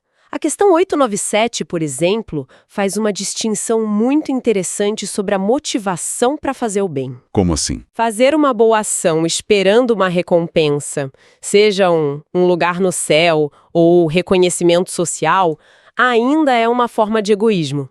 A pessoa está, no fundo, investindo nela mesma. É quase uma gamificação da moralidade, né? Eu faço o bem, ganho pontos espirituais e troco por um prêmio no futuro. Pois é. O texto está dizendo que a intenção por trás do gesto é o que realmente conta. Mas então, o desejo de ser uma pessoa melhor, de evoluir, isso também não seria uma forma de egoísmo? Já que o foco ainda está no eu? Essa é a nuance que o livro explora. Ele diferencia o egoísmo, que é se fechar no eu em detrimento do todo, do desejo de autoaperfeiçoamento. Certo. Querer se tornar melhor para se alinhar com um princípio superior, com o que o texto chama de leis divinas, não é egoísmo. É um movimento de expansão. A intenção não é o que eu ganho com isso, mas como eu posso me tornar mais útil e alinhado ao bem. Entendi. É a diferença entre querer um troféu para si e querer jogar melhor para ajudar o time a vencer. Precisamente. E o texto usa um exemplo maravilhoso para ilustrar essa transição do instinto para a virtude. O amor materno. O amor de mãe. Isso, na questão 890. Ele reconhece que, na base, existe um instinto animal de conservação da prole, a leoa que defende os filhotes. Sim, um instinto de sobrevivência da espécie, que pode até ser visto como um egoísmo genético, se a gente usar um termo moderno. Exato. Mas o texto argumenta que no ser humano esse instinto pode se transformar em algo muito maior. Ele evolui para uma virtude de devoção, de abnegação, um amor que transcende a própria vida física. O amor de uma mãe não acaba com a morte do corpo. Ele se torna essa ponte entre o instinto puramente material e o sentimento moral mais elevado. É um exemplo prático de como o amor pode ser a força que nos faz superar o egoísmo. Entendi. O amor materno como um laboratório onde o instinto se purifica e vira virtude. Ok. Essa luta interna contra o egoísmo é uma batalha e tanto. E como? E a vida já tem seus próprios desafios, perdas, decepções. Como é que se encaixa a busca pela felicidade no meio desse campo de batalha moral e existencial que o livro descreve? Essa é a parte mais pragmática da análise. As questões 921 e 922 vão direto ao ponto. A infelicidade na Terra, na maior parte das vezes, não vem das condições da vida em si. Não. Não. Vem de duas fontes principais: as consequências dos nossos próprios atos e, talvez mais importante, da criação de necessidades factícias. Necessidades artificiais. Isso é incrivelmente atual. É o que a gente poderia chamar de mal de Instagram. Totalmente. A gente sofre não pelo que nos falta de verdade, mas pelo que a cultura da comparação nos faz acreditar que deveria faltar. Vemos um recorte editado da vida alheia e criamos um sofrimento que não existiria. É uma armadilha muito real. E o antídoto que o livro propõe na questão 923 é um choque direto contra essa cultura. Ele diz que o homem criterioso para ser feliz olha sempre para baixo e não para cima. Olhar para baixo. Não com superioridade, mas com gratidão. Em vez de se atormentar com o que o vizinho tem, ele encontra contentamento ao olhar para quantos têm menos que ele. Certo. A felicidade possível, segundo o texto, se apoia em 3 pilares: ter o necessário para viver, uma consciência tranquila e a fé no futuro. Consciência tranquila e fé no futuro. Isso quer dizer que a felicidade não é sobre ter tudo, mas sobre estar em paz com o que se tem e confiante no caminho? Exato. Mas e quando a vida nos atinge com força? A perda de alguém que amamos, por exemplo. Como essa filosofia lida com uma dor que parece insuperável? A questão 936 aborda isso de uma maneira que, à primeira vista, pode parecer dura. Por quê?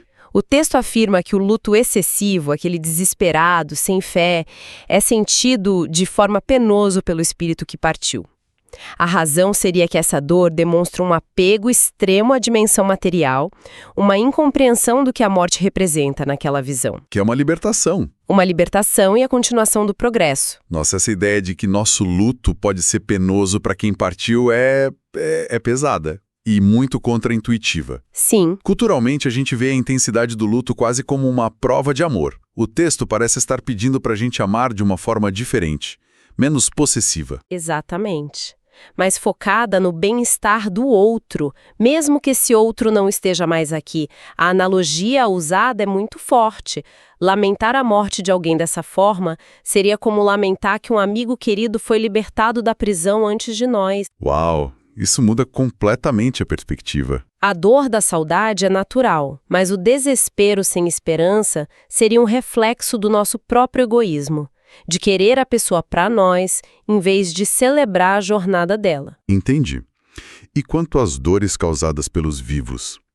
A traição, a ingratidão, aquelas decepções que nos fazem querer construir um muro ao redor do coração, o que o texto diz sobre isso? As questões 937 e 938 enfrentam esse tema.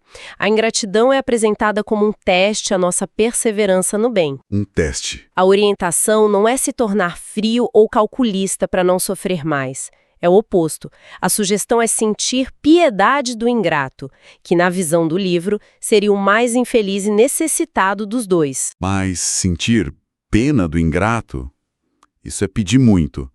A nossa reação mais visceral é a raiva, a indignação. Sim, é querer se fechar. É realisticamente possível cultivar essa compaixão no calor do momento da decepção? O texto não diz que é fácil, mas aponta como caminho para a paz interior. O desapontamento, nessa ótica, não deve ser uma desculpa para endurecer o coração. Pelo contrário. Pelo contrário, seria uma oportunidade de fortalecer a nossa resolução, de fazer o bem pelo bem em si, e não pela expectativa de reconhecimento. É um treino de desapego. No fim das contas, tudo parece voltar para a perspectiva. A forma como a gente enquadra a experiência. O livro nos convida a usar uma lente diferente, enxergar a vida na Terra não como um destino final, mas como uma pousada ruim e temporária. Ou ver a riqueza não como um prêmio, mas como uma prova perigosa. Uma prova que nos testa a todo momento. Essa mudança de foco não elimina um sofrimento, mas parece dar um propósito a ele. Exatamente. A felicidade nesse contexto não é a ausência de problemas, mas a compreensão do papel que esses problemas desempenham no nosso crescimento. É encontrar sentido na jornada. Mesmo quando o caminho é difícil. Especialmente quando o caminho é difícil. Então, recapitulando a nossa conversa. A gente começou com as conexões invisíveis, as simpatias e antipatias, que, segundo o texto, podem ser ecos de um passado que a gente não lembra. E vimos que essa intuição não é uma licença para o preconceito, mas um convite à reflexão. Depois, mergulhamos na base da moralidade, identificando o egoísmo como o grande adversário, a raiz de todos os vícios. E vimos que o amor, exemplificado no amor materno, é a força capaz de transformar o instinto em virtude. E, por fim, chegamos na busca pela felicidade, que, segundo o livro, não está em acumular coisas ou evitar a dor, mas em cultivar uma consciência tranquila, moderar nossos desejos e, acima de tudo, mudar nossa perspectiva sobre o sofrimento. Enxergando-o como parte de um aprendizado maior. Foi uma jornada em tanto, hein? Foi. Do relacionamento interpessoal para a lei moral universal e de volta para a aplicação disso no nosso dia a dia. Das conexões com os outros à conexão com nós mesmos. E para fechar como de costume, fica uma provocação para quem nos ouve continuar pensando. A questão 937, ao falar sobre a dor da ingratidão, toca num dilema muito humano. Diante da decepção, surge a tentação de se tornar menos sensível, de criar uma casca grossa para evitar o sofrimento. Sim. Então, a reflexão que fica é: num mundo que frequentemente parece ingrato, o caminho para a paz interior é realmente encontrado ao nos blindarmos, ao sentirmos menos para nos protegermos da dor. Ou será que é outro caminho? Ou, como o texto parece sugerir, o caminho ao da coragem de perseverar com o coração aberto, praticando o bem, apesar do risco de se machucar. E qual seria, no fim das contas, a verdadeira recompensa para quem escolhe esse segundo caminho, o mais vulnerável? Olá, bem-vindos! O material que a gente tem na mesa hoje é pesado. É um trecho de O Livro dos Espíritos, de Allan Kardec, e ele não foge das perguntas mais difíceis que existem. De jeito nenhum. Estamos olhando para as páginas 421 a 455, que falam sobre relacionamentos, que são um tormento, sobre o nosso medo da morte e, de uma forma muito, muito direta, sobre o suicídio. A nossa missão aqui é tentar entender a engenharia por trás dessa filosofia, a lógica de conceitos como provação, expiação e o que, segundo a obra, acontece depois das nossas escolhas mais drásticas. Exato. E essa análise é fascinante até para quem não segue a doutrina, sabe? A gente está olhando para uma engenharia da alma, um sistema complexo de causas e consequências que tenta responder à pergunta mais antiga de todas: por que a gente sofre? Pois é. Não se trata de endossar ou refutar, mas sim de mapear um sistema de pensamento. Cada resposta, como a gente vai ver, é uma peça de um quebra-cabeça muito maior, sobre justiça, sobre progresso e a ideia de que a vida não acaba aqui. Ok, vamos começar a desembrulhar isso então. A primeira peça desse quebra-cabeça, logo na página 421, são as uniões antipáticas. Sei. Sabe? Aqueles relacionamentos, casamentos, parcerias que parecem um erro cósmico, um fardo diário. O livro argumenta que isso não é só má sorte. Não, de jeito nenhum. Na verdade, é o oposto do aleatório. Essa filosofia enquadra essas uniões como ferramentas de aprendizado, provas ou expiações. Ferramentas. Gostei disso. É. A convivência forçada com alguém difícil é vista como uma espécie de ginásio para a alma, onde se exercita a paciência, a tolerância, ou, em outros casos, como uma forma de acertar as contas com alguém que a gente prejudicou numa vida passada. É como ser forçado a fazer um projeto em grupo com o colega mais difícil da turma, mas a nota final vale para a eternidade. Mas só para deixar claro, o livro faz alguma distinção entre provação e expiação? Parecem conceitos bem parecidos. Faz sim, e é uma distinção importante. Pensa assim, a provação é como uma matéria difícil que você escolhe cursar na faculdade da vida para evoluir, sabe? Para se tornar um profissional melhor. Pode ser uma prova de coragem, de desapego. Já a expiação é como a recuperação de uma matéria em que você foi reprovado. É a reparação de um erro específico do passado. Ah, entendi. Ambas são lições, mas a origem é diferente. Uma é um desafio para o futuro, a outra uma consequência do passado. Entendi. Provação é um desafio, expiação é uma dívida. Mas essa ideia é muito contra-intuitiva para nossa cultura do se não te faz feliz, livre-se disso, né? O livro está basicamente dizendo que a infelicidade pode ter um propósito. Exatamente.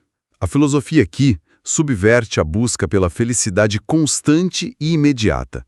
Ela propõe que o crescimento, às vezes, vem justamente da gestão do desconforto. Nossa, não é um endosso ao sofrimento de forma alguma, mas é um convite a perguntar: o que essa situação difícil está tentando me ensinar? É uma mudança de perspectiva. Do por que isso está acontecendo comigo, para que isso está acontecendo comigo. E essa visão de que a vida é uma série de provas e expiações muda completamente a perspectiva sobre o fim dela, não é? Se a vida pode ser essa aula, por que a gente tem tanto medo que ela acabe? O temor da morte é o próximo grande tema que o livro aborda. O texto aponta para uma dualidade interessante. De um lado, existe o instinto de conservação, que é natural. É o que nos faz lutar para viver. Claro. Do outro lado, existe o medo que nasce da incerteza, do apego às coisas materiais e principalmente da consciência. A tese é que, para quem realmente acredita na continuidade da vida, A morte deixa de ser um abismo e se torna uma porta. Uma transição. Isso. O medo intenso, segundo o livro, está ligado à consciência pesada de quem pressente que terá contas a acertar do outro lado. Então o livro sugere que o nível do nosso medo da morte é quase um termômetro da nossa consciência.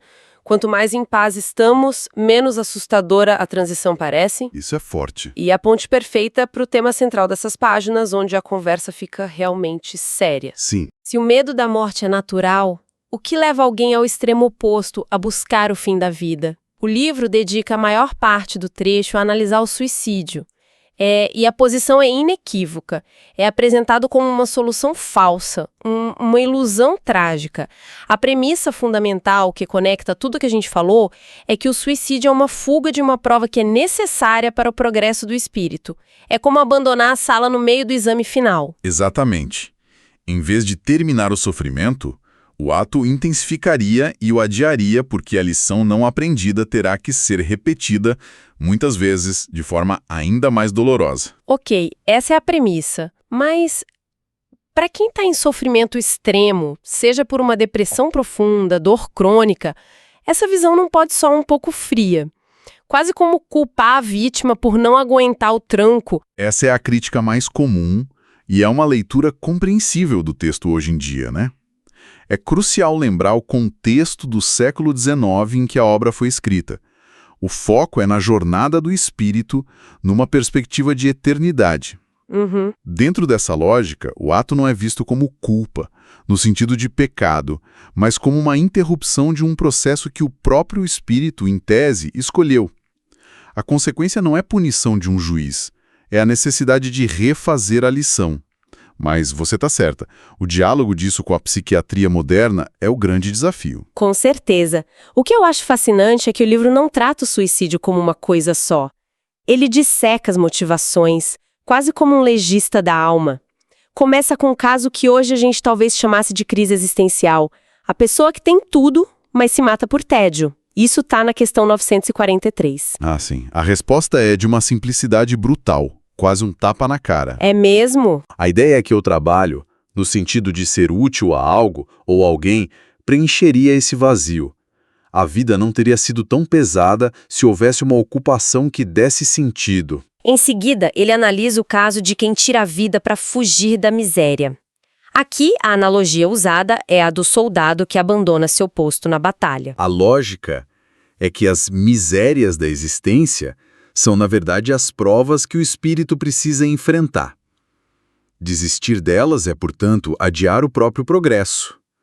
O texto argumenta que a coragem de enfrentar a prova atrairia o auxílio espiritual, enquanto a desistência seria um ato de fraqueza. E para escapar da vergonha de um ato ruim, a questão 948 é direta. Isso não apaga a falta, pelo contrário, adiciona outra. Diz que a pessoa teve coragem para fazer o mal, mas não para arcar com as consequências. Mas logo em seguida vem uma nuance fundamental, na questão 949, que mostra como a intenção é crucial. A pergunta é: e se a pessoa comete o ato não por egoísmo, mas para poupar a família da vergonha? Ah, isso é interessante. O livro afirma que Deus leva em conta essa intenção. A falta não é apagada, mas é atenuada porque a motivação não foi puramente pessoal. É um detalhe que muda tudo. Pois é, pensa em 2 soldados. Um deserta por medo, o outro se joga na frente de uma granada para salvar os companheiros. Ambos os atos resultam na morte, mas um é covardia e o outro é heroísmo. O livro aplica essa mesma lógica. Essa lógica da intenção é a chave de tudo, então. E isso me leva a um termo que eu encontrei aqui na questão 952 e que me deixou pensando. Suicídio moral. Não é tirar a vida de uma vez, mas se destruir aos poucos com vícios, sabendo do resultado. Isso. Como o livro compara isso a um ato de desespero. Ele considera ainda mais grave. A lógica é que, nesse caso, não há o impulso do momento. Há tempo para refletir. A pessoa está ciente das consequências e, mesmo assim, prossegue. Nossa. O texto diz que a pessoa é duplamente culpada, porque há uma combinação de falta de coragem e o esquecimento de Deus. Quanto maior a clareza, maior a responsabilidade. É o oposto completo do que a gente vê na questão 951, que fala do sacrifício sublime, né? Exatamente. Quando alguém abre mão da vida para salvar outra pessoa. A mesma ação, deixar de viver, tem valores morais opostos dependendo da intenção. De um lado, o egoísmo máximo, do outro, a abnegação máxima. Perfeito. Um ato é motivado pela fuga de um dever, o outro motivado pelo cumprimento do mais alto grau da caridade. É o porquê que define o valor do ato, não o ato em si. Certo. Então, se a premissa é que o suicídio, em quase todas as suas formas, é um erro trágico, quais são as consequências descritas no livro para o espírito? O que acontece depois que a pessoa abandona o exame? As consequências, segundo a obra, não são uma punição arbitrária, mas um resultado direto, lógico, da causa. O sofrimento pós-morte é uma espécie de eco da dor que se tentou evitar. Um eco, A questão 957 dá exemplos bem gráficos. O espírito pode ficar preso psiquicamente ao local da morte, revivendo a cena em looping. Ou, isso é muito forte, alguém que se matou para não passar fome pode continuar sentindo as dores da inanição no plano espiritual. Caramba, a consequência não é aleatória, é tematicamente ligada à lição que foi abandonada. Então, a lógica aqui não é de um Deus punitivo com o chicote, é mais como a lei da gravidade espiritual. Se você pula de um prédio na vida, a consequência não é um castigo, é o impacto. Isso, ótima analogia. Aqui, se você pula de uma prova, a consequência é ter que escalar o prédio de novo, muitas vezes com o corpo todo dolorido do impacto anterior. A lei é a do aprendizado, não da punição. Precisamente. A ideia de justiça que perpassa o livro é a de uma lei de causa e efeito. O sofrimento não acaba, ele apenas muda de natureza e frequentemente se intensifica. Porque agora o espírito tem plena consciência do erro que cometeu e da prova que inevitavelmente terá que enfrentar de novo. É o adiamento de uma formatura que poderia ter acontecido. Exato. Então, o que tiramos deste mergulho? Este trecho de O Livro dos Espíritos nos apresenta uma visão de mundo onde nada é por acaso. O sofrimento não é um erro no sistema, é uma ferramenta para o progresso da alma. A vida é uma jornada de aprendizado. E as dificuldades, das menores às mais excruciantes, são as lições. Dentro dessa lógica, o medo da morte diminui com o conhecimento, e o suicídio é visto como a mais trágica das ilusões, a tentativa de escapar de uma aula que inevitavelmente terá de ser refeita. E isso nos deixa com um pensamento final para reflexão. A obra foi escrita no século XIX e ela enfatiza a responsabilidade individual, a resistência ao sofrimento como caminho para a evolução. Isso levanta uma questão importantíssima para os dias de hoje, né? Qual? Como essa perspectiva filosófica sobre a necessidade da aprovação dialoga com a nossa compreensão moderna sobre saúde mental, sobre a bioquímica do cérebro, a importância da compaixão e o dever social de aliviar a dor. Pois é. Onde a gente traça a linha entre uma aprovação espiritual a ser suportada e uma condição clínica que exige e merece intervenção, acolhimento e tratamento. Olá! Hoje a gente vai mergulhar num livro que é, assim, a pedra fundamental de toda uma filosofia. É O Livro dos Espíritos, de Allan Kardec. A gente pegou um trecho bem específico, lá do final, que lida com aquelas perguntas mais cabeludas que a gente se faz, né? Por que a vida dói? O que acontece com quem, desiste de tudo? E, principalmente, como é que funciona a tal da justiça divina?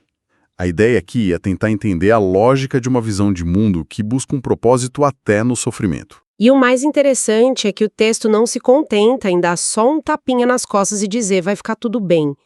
Ele propõe um sistema, quase uma engenharia do universo moral. E nesse processo ele bate de frente com umas ideias muito, muito antigas, como a de um inferno eterno, uma condenação sem volta. Nosso papo vai ser sobre essa mecânica.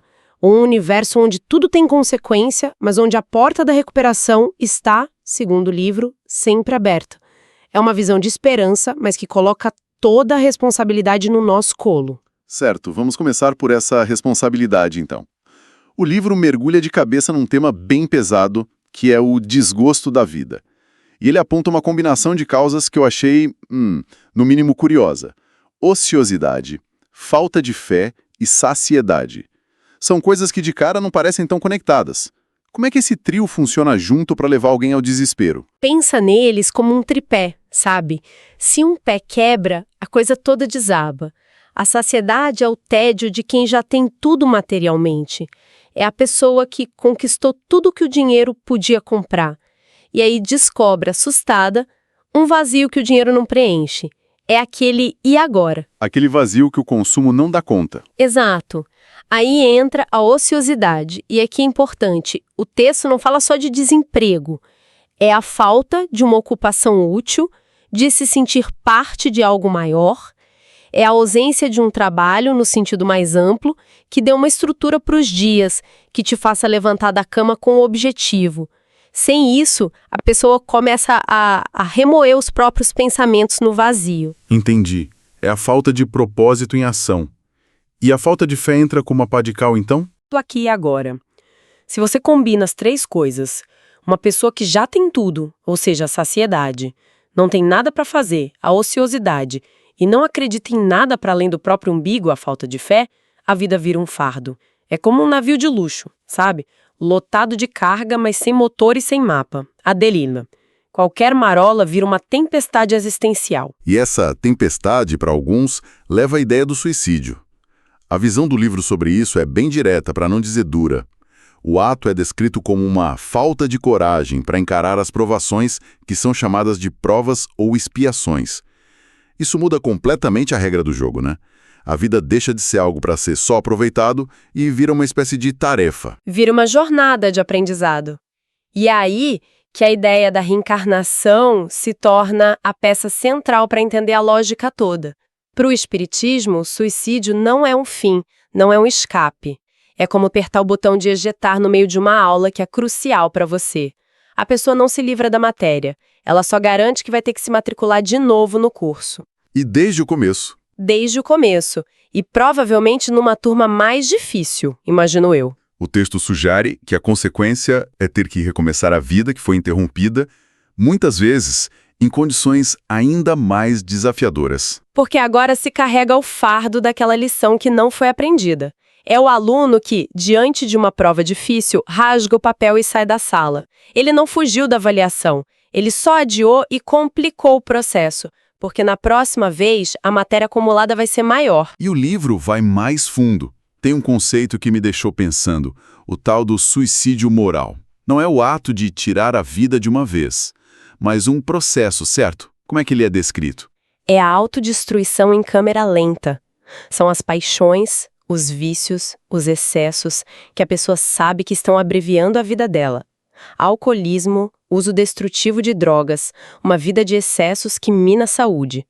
O texto encara isso como duplamente culpável.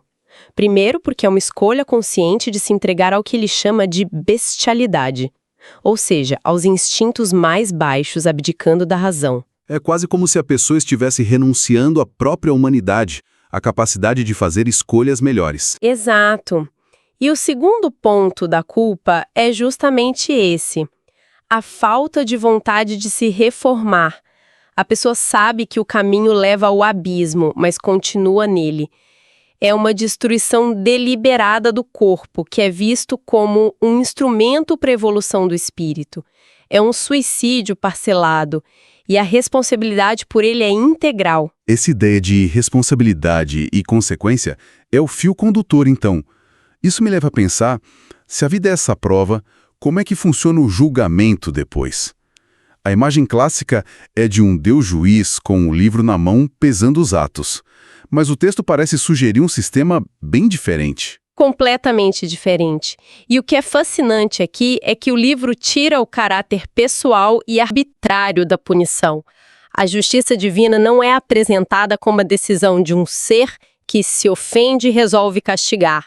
Ela funciona mais como uma lei da natureza, tipo a lei da gravidade. Como assim, como a gravidade? Se alguém decide pular de um prédio, a gravidade vai agir. Não é porque a gravidade decidiu punir a pessoa por sua imprudência, entende? É uma consequência inevitável de uma ação. O livro propõe que com as leis morais é a mesma coisa. Deus estabelece as leis, o sofrimento é o resultado natural de infringi-las. Atos de egoísmo, crueldade, maldade, eles não geram uma punição vinda de fora. Eles geram um desequilíbrio interno que, por si só, é a fonte do sofrimento futuro. Assim como comer mal gera doença no corpo. Então não é que Deus fica lá de plantão aplicando multas.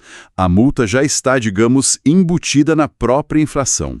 É uma consequência, não uma vingança. Perfeito. A responsabilidade é intransferível. E isso nos leva a um ponto que o texto martela bastante. Os piores sofrimentos para os espíritos que erraram não são físicos. Isso me pegou.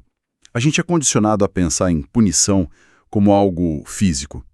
O fogo do inferno, a tortura, mas a proposta aqui é muito mais psicológico, muito mais interna. Que tipo de sofrimento é esse? É um sofrimento moral, que o texto descreve como sendo muito mais terrível do que qualquer dor física. Ele se manifesta de algumas formas.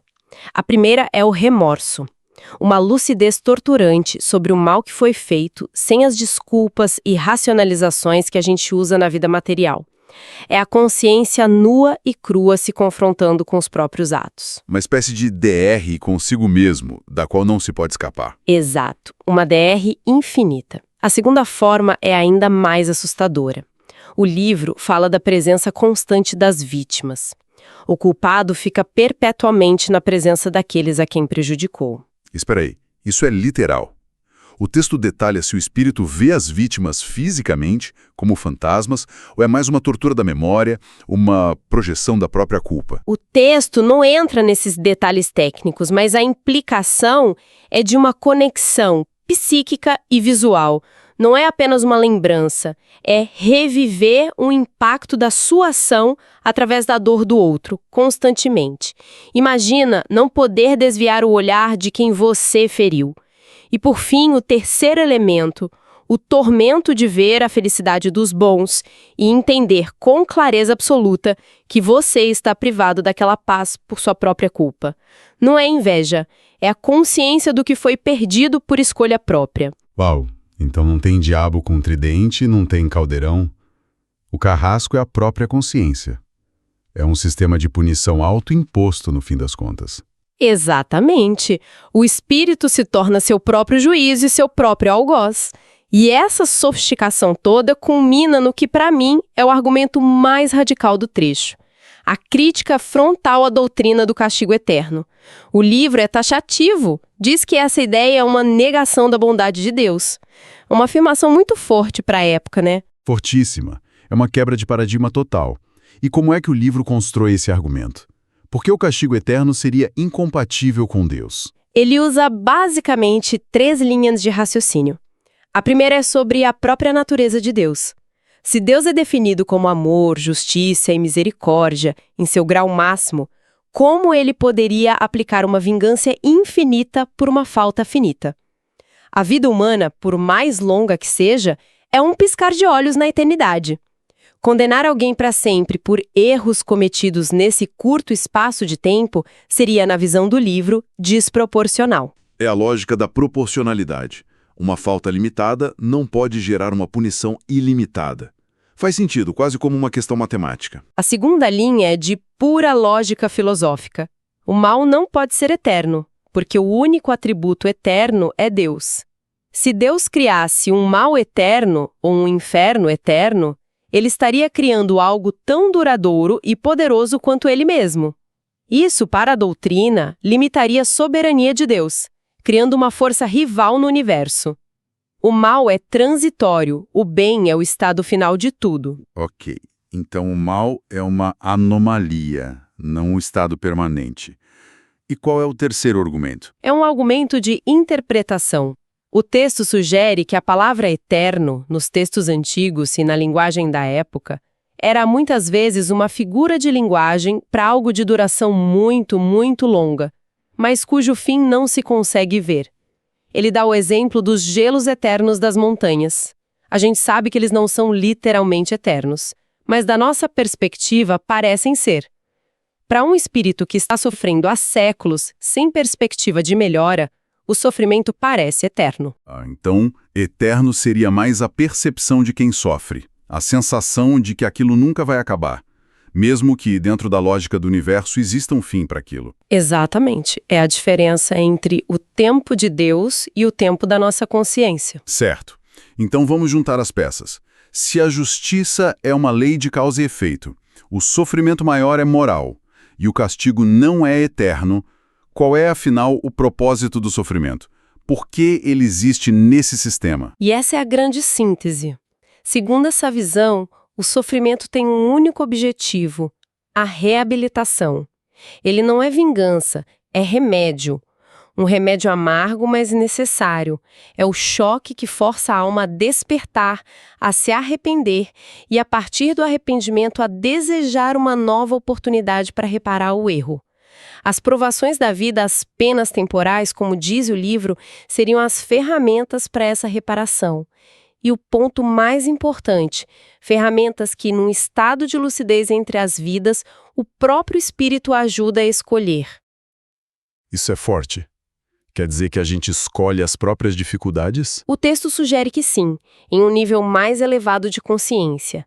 O espírito, ciente de suas falhas, entende que precisa passar por certas experiências para desenvolver as virtudes que lhe faltam. Ele não escolhe os detalhes, mas a natureza da prova necessária para o seu progresso. Caramba! Então a gente saiu de um papo sobre o vazio e o desespero e chegou num universo onde cada dor é uma lição e cada dificuldade é uma oportunidade, muitas vezes escolhida por nós mesmos. O livro basicamente desmonta a imagem de um Deus carrasco e no lugar coloca um sistema de responsabilidade pessoal e esperança infinita. É isso, a justiça deixa de ser um veredito final e se torna um processo pedagógico contínuo. A mensagem central é que o universo, nessa visão, é projetado para o sucesso de todos. Não existe um plano B para os que falham, como a condenação eterna. O plano é sempre o mesmo: aprender de novo e de novo, quantas vezes for preciso. Não há becos sem saída, apenas lições a serem revisitas. A porta da reparação está sempre aberta. Para fechar, o texto deixa uma provocação que eu acho que vale a pena a gente pensar. Ele afirma que a ideia de uma condenação sem fim, por ser tão irracional e desproporcional, acaba gerando mais ateísmo e descrença do que um temor real e construtivo. Então, fica a pergunta no ar: se a vida após a morte fosse apresentada não como uma ameaça de punição eterna, mas como uma garantia de que sempre, sem exceção, existe uma chance de reparar, aprender e progredir, que impacto isso teria no jeito que a gente vive o nosso dia a dia hoje? Olá! Hoje a gente vai mergulhar no material que, tenta responder umas perguntas bem antigas da humanidade, né? Aquelas que todo mundo já se fez alguma vez. Exato. Tipo, o que acontece quando a gente morre? Existe justiça do outro lado? E o sofrimento? Ele serve para alguma coisa? Perguntas pesadas. Pois é. E as nossas fontes hoje são as páginas finais de O Livro dos Espíritos, de Allan Kardec, especificamente da 491 até a 525. Um trecho bem denso. Muito. A nossa missão aqui é tentar desvendar a lógica por trás de conceitos como penas, recompensas, o arrependimento e essa ideia de um progresso infinito da alma. É uma filosofia que, moldou o pensamento de milhões de pessoas. Com certeza. Ok, vamos desvendar isso então. Para começar, acho que vale a pena já deixar uma coisa bem clara. A primeira imagem que o livro derruba é aquela clássica, sabe? De Deus como um rei barbudo num trono. Com um livrão na mão, julgando cada um de nós. Isso, a proposta é bem diferente, né? Completamente diferente. E isso já aparece logo de cara. Tem a questão 964, que pergunta se Deus precisa ficar de olho em cada coisinha que a gente faz para decidir o nosso destino. E a resposta é um não bem direto. Sim, a ideia é que Deus estabelece leis universais e o que a gente chama de punição, na verdade, é só consequência natural de quebrar essas leis. O exemplo que eles dão é perfeito. O dos excessos, né? Esse mesmo. Se você comete excessos, você fica doente. A doença não é um castigo divino, é o seu corpo reagindo. É causa e efeito. E tem a analogia que vem logo depois, que pra mim, é ainda mais forte para explicar isso. A do campo. A do pai que dá um pedaço de terra para o filho cultivar. Essa mesmo. Pensa bem. O pai dá a terra, as ferramentas, as sementes e o manual de instruções. Ele diz, olha, plante assim, regue desse jeito e a colheita vai ser boa. Certo. Se o filho segue as regras, a colheita é farta. Se ele é preguiçoso ou faz tudo errado, a colheita é ruim. E o pai não precisa ficar lá no final do dia para dar um prêmio ou um castigo. Exatamente. O resultado é a consequência direta do trabalho do filho. As leis da natureza fizeram um serviço por ele. É uma mudança de perspectiva gigantesca, porque tira completamente a ideia de um Deus que interfere e premia a todo momento, mas, ao mesmo tempo, isso coloca um peso enorme no indivíduo, né? Tipo, se a colheita for ruim, a culpa é 100% sua. Não dá para culpar mais ninguém. Exato. É o que o livro chama de responsabilidade. O fascinante aqui é que o castigo perde aquele caráter pessoal, sabe? De vingança. Deixa de ser olho por olho. Isso vira uma relação de causa e efeito, quase uma lei da física espiritual. E isso muda tudo sobre como a gente encara o sofrimento. Ele vira um feedback. Perfeito, um feedback. Um sinal de que alguma lei foi violada. A questão 984 reforça isso, dizendo que a infração da lei de justiça nunca fica impune. A consequência vem, seja nesta vida ou na próxima. E essa é a parte que muita gente acha difícil de engolir, né? A ideia de que o sofrimento de hoje pode ser uma conta de ações de uma vida passada. É um ponto bem polêmico. Sim, porque como essa filosofia lida com o sofrimento que parece totalmente aleatório ou sistêmico. Por exemplo, uma criança que nasce numa situação de miséria extrema. É justo atribuir isso a um débito que ela mesma causou? Isso não corre o risco de nos tornar passivos diante da injustiça do mundo? Essa é a pergunta-chave e a crítica mais comum.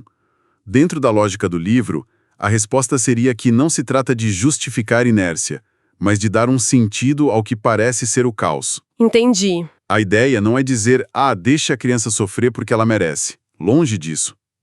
É entender que aquela alma pode ter, de alguma forma, escolhido ou precisado daquela experiência específica para o seu aprendizado. E a nossa parte nisso? Aí que tá. A nossa responsabilidade coletiva de ajudar não é anulada. Pelo contrário. A nossa reação a esse sofrimento também define o nosso próprio progresso. A dor do outro é um teste para nossa caridade, nosso senso de justiça. Interessante. Então não é uma desculpa para não agir. De forma alguma. É um chamado para entender que há múltiplas camadas de aprendizado acontecendo ali.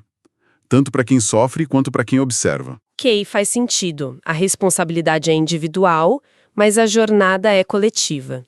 Mas se a justiça é essa lei de causa e efeito, como são as punições no mundo espiritual? O livro joga fora aquela imagem medieval de fogo e enxofre, né? Joga fora completamente. A questão 973 é muito explícita. As torturas são morais. São internas. Isso. E a pior de todas, segundo o texto, é o pensamento de estar condenado para sempre, sem nenhuma esperança. É o puro desespero existencial. Espera um pouco. A questão 977 vai ainda mais fundo e diz que a presença constante das vítimas se torna um castigo para o culpado. Isso é fascinante e aterrorizante ao mesmo tempo. É muito forte. Mas a gente está falando de uma projeção da própria mente culpada, tipo uma alucinação, ou de um encontro real com os espíritos das vítimas, que ficam ali assombrando ativamente a pessoa. Olha, o texto não entra nesses detalhes técnicos, digamos assim.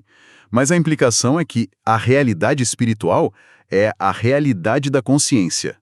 Nada fica escondido, sabe?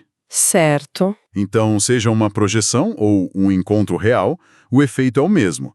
O espírito é forçado a confrontar a consequência direta dos seus atos, personificada na dor que lhe causou. Nossa! É como ser obrigado a assistir ao mesmo filme de terror, do qual você é o vilão, repetidamente sem poder fechar os olhos.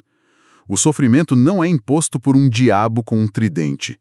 Ele nasce da própria consciência do espírito. É quase maquiavélico, no sentido de ser psicologicamente genial.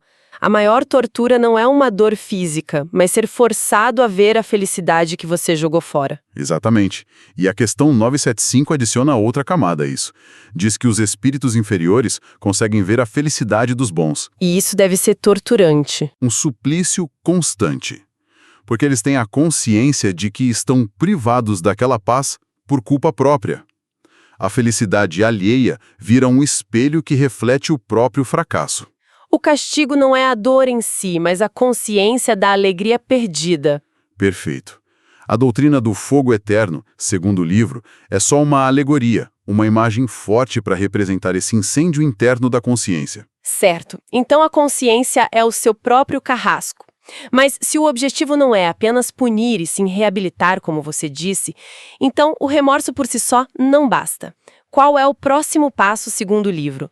Como o espírito sai desse ciclo de sofrimento autoimposto? Aí entra a peça central de todo o mecanismo de progresso: o arrependimento. Mas não um arrependimento passivo. Não mesmo. Não é só culpa e autodepreciação. A questão 991 explica que o arrependimento, quando é genuíno no mundo espiritual, gera um desejo ativo de reparação. O espírito pensa: eu errei, eu entendi a dor que causei e agora eu quero uma chance de fazer diferente. E essa chance é uma nova encarnação. Exato. O que transforma a reencarnação, que em algumas filosofias parece até um ciclo de punição, em uma ferramenta de aprendizado. Uma oportunidade. Então, as dificuldades da vida, uma doença, a pobreza, relações complicadas, segundo essa visão, não são acidentes ou azar. Elas podem ser parte de um currículo que a gente mesmo escolheu para evoluir e quitar débitos. Dentro dessa lógica, sim. As vicissitudes da vida são vistas como provas e expiações. A expiação é a consequência do mal praticado, a colheita da semeadura ruim, como falamos. E a prova? A prova é um teste para desenvolver uma virtude, como a paciência ou a coragem. Muitas vezes as duas coisas vêm juntas. A vida na Terra vira uma espécie de ginásio para a alma. Gosto dessa analogia. Mas é crucial entender que o livro não apresenta isso como algo fácil ou automático. A questão 994 deixa bem claro que o arrependimento não é imediato para todos.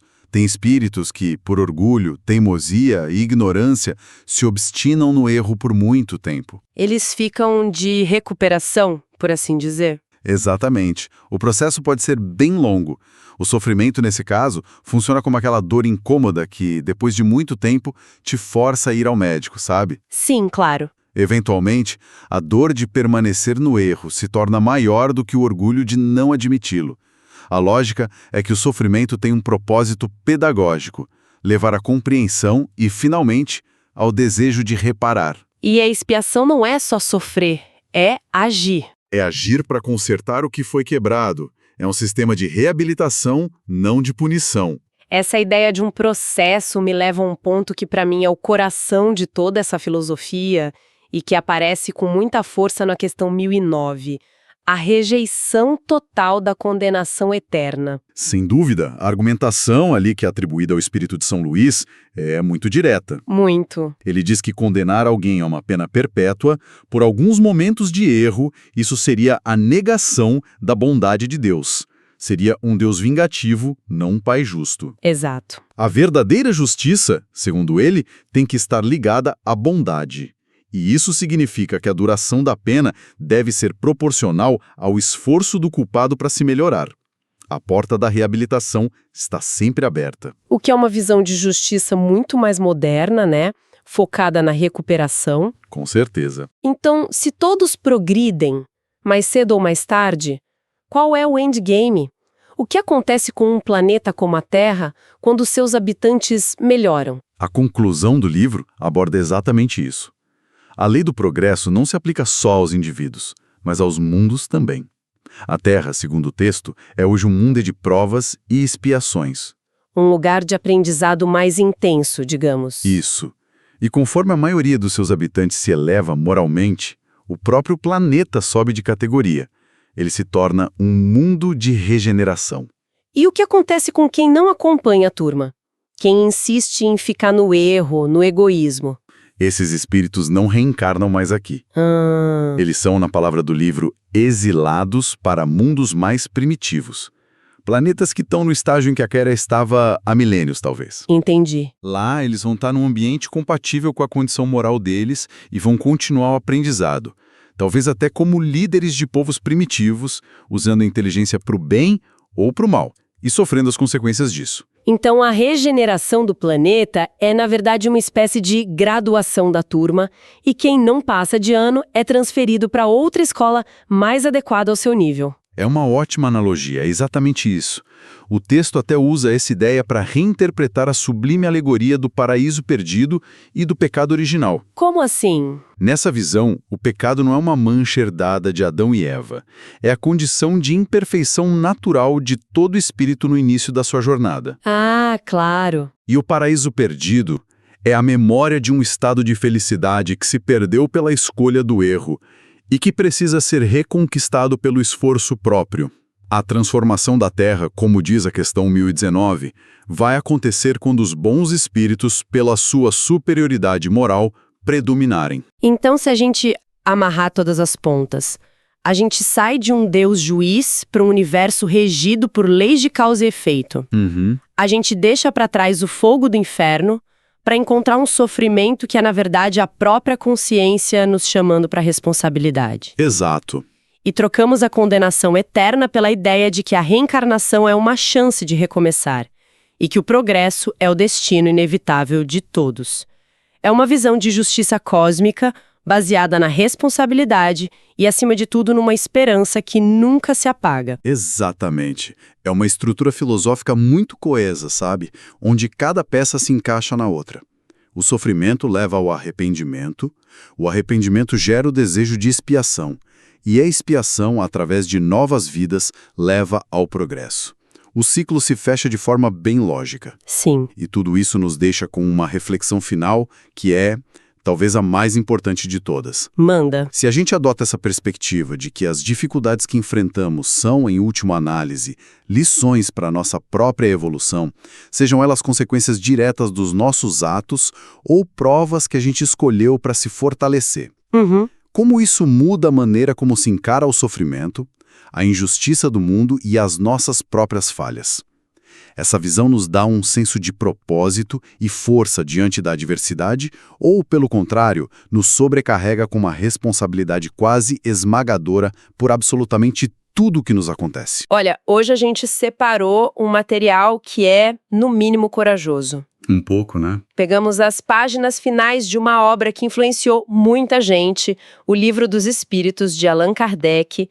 E não é o livro todo, fomos direto na conclusão, sabe? Aquele trecho final entre as páginas 500 e 525, onde ele meio que amarra todas as pontas. Sim, é o grande fechamento. E a nossa missão aqui é tentar entender a audácia dessas ideias. Porque, vamos ser sinceros, o que está escrito ali, basicamente, pega alguns dos conceitos mais antigos e, sei lá, assustadores da religião ocidental. Inferno, castigo eterno. Exato, pecado original e vira tudo de cabeça para baixo. A gente vai mergulhar em como a obra define a justiça de Deus, o que ela projeta para o futuro da Terra e, principalmente, como ela tenta racionalizar a fé. É exatamente isso. Essa conclusão funciona como o último ato de uma peça, sabe? Onde o autor resolve explicar a moral da história sem usar metáforas. Ele tira o véu, digamos assim. Tira o véu. Ele abandona as parábolas e diz, ok, vocês ouviram as histórias, agora vamos entender a mecânica por trás delas. É uma tentativa de traduzir o que era dogma em uma espécie de lei natural da alma. Então vamos começar pelo ponto que talvez cause mais arrepios. A ideia de um castigo eterno, de um fogo que nunca se apaga.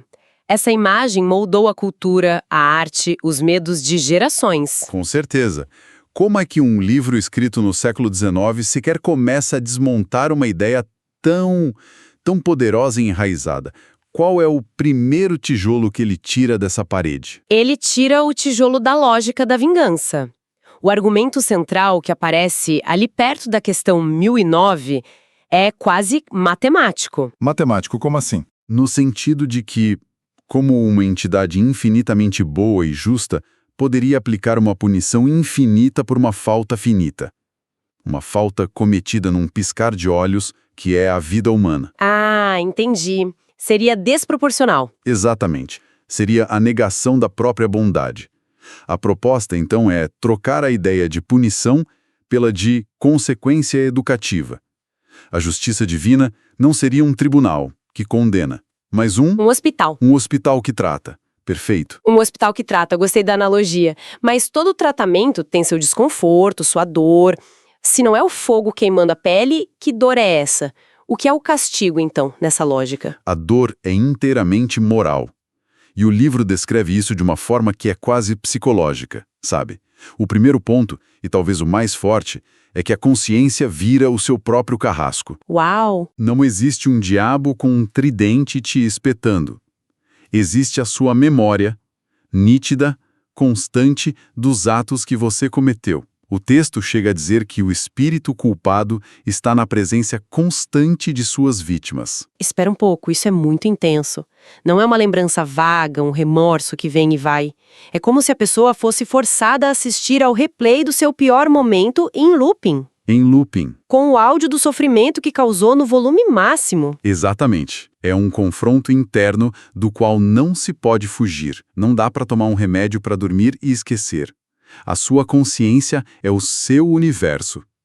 E aí vem o segundo elemento que potencializa esse tormento. Que seria? A percepção da felicidade alheia. Os espíritos em sofrimento, segundo o texto, conseguem ver e compreender a paz e a felicidade dos espíritos que agiram corretamente. Nossa, isso parece, de certa forma, ainda mais cruel. Parece, né? Porque não é só o sofrimento pelo que você fez, mas também o sofrimento pelo que você perdeu. É a dor da oportunidade jogada fora, escancarada na sua frente. Como o livro defende que isso é justo ou bom? Aí que está o pulo do gato. O terceiro ponto, o propósito da dor. Esse sofrimento todo não é sádico, não é um fim em si mesmo. Ele serve para alguma coisa. Ele é um motor da mudança. É tão insuportável que gera um desejo profundo de reparação. A dor moral leva ao arrependimento genuíno, e o arrependimento leva à vontade de fazer de novo, mas fazer certo. É essa vontade que impulsiona o espírito a pedir uma nova chance, Uma nova encarnação. uma nova encarnação, para poder reparar os erros. Entendi. Então a consciência não é uma cela de prisão, é um espelho. E o sofrimento é o choque de se ver nesse espelho pela primeira vez sem filtros. Isso. A dor não é a sentença, é o diagnóstico. E a partir do diagnóstico, o próprio paciente tem que querer o tratamento, que seria uma nova vida. A responsabilidade é toda dele. Precisamente. A cura não é imposta. É uma escolha que nasce da dor de se reconhecer doente. É a transferência total de responsabilidade. Não há um juiz externo, apenas as leis internas da consciência operando. Ok, essa jornada de reabilitação através da consciência é super individual. Mas se cada um de nós está nesse processo, em algum momento isso tem que transbordar para o coletivo, certo? Sim, inevitavelmente. Onde o mundo que a gente vive entra nessa história? O texto fala de uma transformação da Terra. É um apocalipse, um meteoro, algo assim? De jeito nenhum. A obra afasta completamente a ideia de um evento cataclísmico, de um fim do mundo com data marcada. A transformação da Terra é um reflexo direto da transformação moral dos seus habitantes. Ah, é um processo. Espíritos bons. É uma mudança demográfica espiritual, então. É uma ótima definição. A Terra sobe de nível, digamos assim, quando a sua população de almas atinge uma média moral mais elevada. Faz sentido, mas e quem não acompanhou o ritmo? O pessoal que repetiu de ano, que ainda está apegado ao egoísmo, ao orgulho. O que acontece com eles? São expulsos do Clube Terra? É fascinante como o livro usa exatamente essa ideia de expulsão para reinterpretar duas das maiores alegorias da cultura judaico-cristã. Quais? A primeira é o paraíso perdido. A proposta do livro é que a expulsão do paraíso não foi um evento único, lá atrás com Adão e Eva. É um processo contínuo. Como assim, contínuo? Quando um planeta como a Terra evolui, Os espíritos que não são mais compatíveis com aquela nova vibração, com aquele novo padrão moral, são exilados. Ou seja, eles são convidados a se retirar? Exato, mas não para um inferno de punição.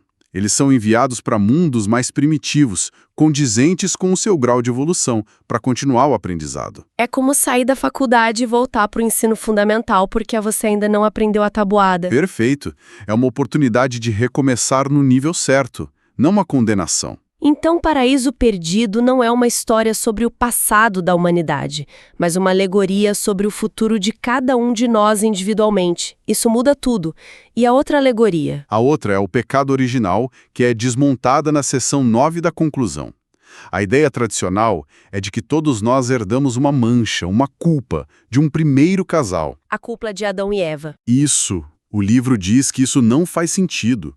O que chamamos de pecado original é simplesmente a imperfeição natural do espírito ao começar sua jornada evolutiva. Cada um de nós é o seu próprio Adão. Nossa, isso é uma bomba, porque tira completamente o peso de uma culpa herdada e coloca 100% da responsabilidade no colo do indivíduo. Exatamente. É libertador, por um lado, porque você não carrega a culpa de ninguém, mas é assustador por outro, porque você também não pode culpar ninguém pelos seus próprios erros. Exatamente. A ideia de uma dívida coletiva é substituída pela de uma jornada individual de aprimoramento. Você é o autor, o ator e o diretor da sua própria história, existência após existência. Redefinir paraíso, pecado original, inferno, isso tudo soa como uma afronta direta à religião estabelecida, né? A ideia de Kardec era criar uma nova doutrina para competir com as outras, para dizer, o meu jeito de explicar Deus é melhor que o seu. É interessante porque o texto da conclusão diz exatamente o contrário. O objetivo declarado não é destruir a religião, mas, e a expressão que ele usa é forte, confirmá-la com provas irrecusáveis. Confirmar. Sim, a missão que a obra se atribui é de ser uma espécie de tradutora. Pegar as verdades que foram ensinadas por séculos através de símbolos, parábolas, alegorias e traduzi-las para uma linguagem compatível com a ciência e a razão do homem moderno. Confirmar, mas parece mais uma substituição completa do motor da fé. É como trocar o mistério pela lógica. Mas a fé não vive um pouco desse mistério, dessa coisa que não se explica? Não se corre o risco de criar uma fé fria, puramente intelectual?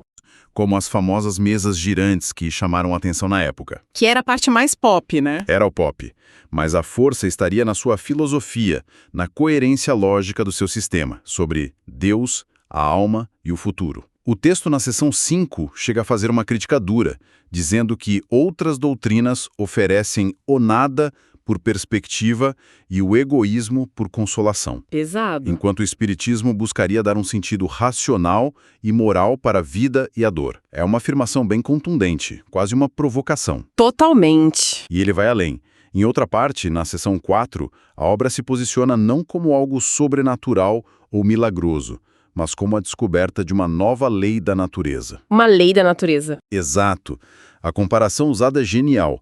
Um dia, a eletricidade e a gravidade eram mistérios, talvez até atribuídos a deuses. Hoje, são forças da natureza que estudamos. O espiritismo, nessa visão, seria o estudo de outra força natural, a que rege as interações entre o mundo espiritual e o mundo material. Entendi. Então, na visão do livro, não seria uma nova religião, mas uma nova ciência. A ciência do espírito. É uma tentativa de unificar fé e razão num único sistema. Exatamente. A proposta é que a fé cega não se sustentaria mais na era da razão. Seria preciso uma fé que pudesse ser questionada, examinada e que fizesse sentido lógico além de consolar o coração. Ok, vamos amarrar o que a gente desempacotou aqui. Partimos de uma ideia de justiça divina, que deixa de ser um tribunal punitivo para se tornar um processo de reeducação moral, onde a nossa própria consciência é a ferramenta principal. Isso. Depois, vimos que o futuro do nosso planeta não depende de uma profecia, mas é construído ativamente pela soma do progresso moral de cada um de nós, e que alegorias como o Paraíso Perdido são reinterpretadas como parte dessa jornada cósmica de evolução. Perfeito. E, por fim, a proposta da obra não é criar uma nova religião para brigar com as antigas, mas oferecer uma base filosófica e racional para a fé, tratando o espiritual não como algo mágico, mas como uma parte da natureza a ser compreendida. A síntese é essa. Essas páginas finais são um manifesto que diz: a evolução é a lei do universo, para as almas e para os planetas. E a responsabilidade por essa jornada é intransferível.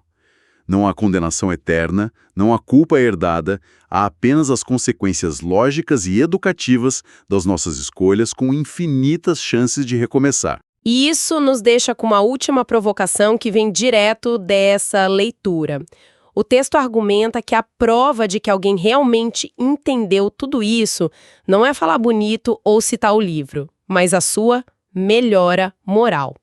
Se isso é verdade, e se o progresso do mundo é a soma das nossas melhoras individuais, qual seria aquela única barreira dentro de cada um de nós, seja o orgulho, o egoísmo, o medo, que se a gente conseguisse superar, representaria o maior salto na nossa própria regeneração?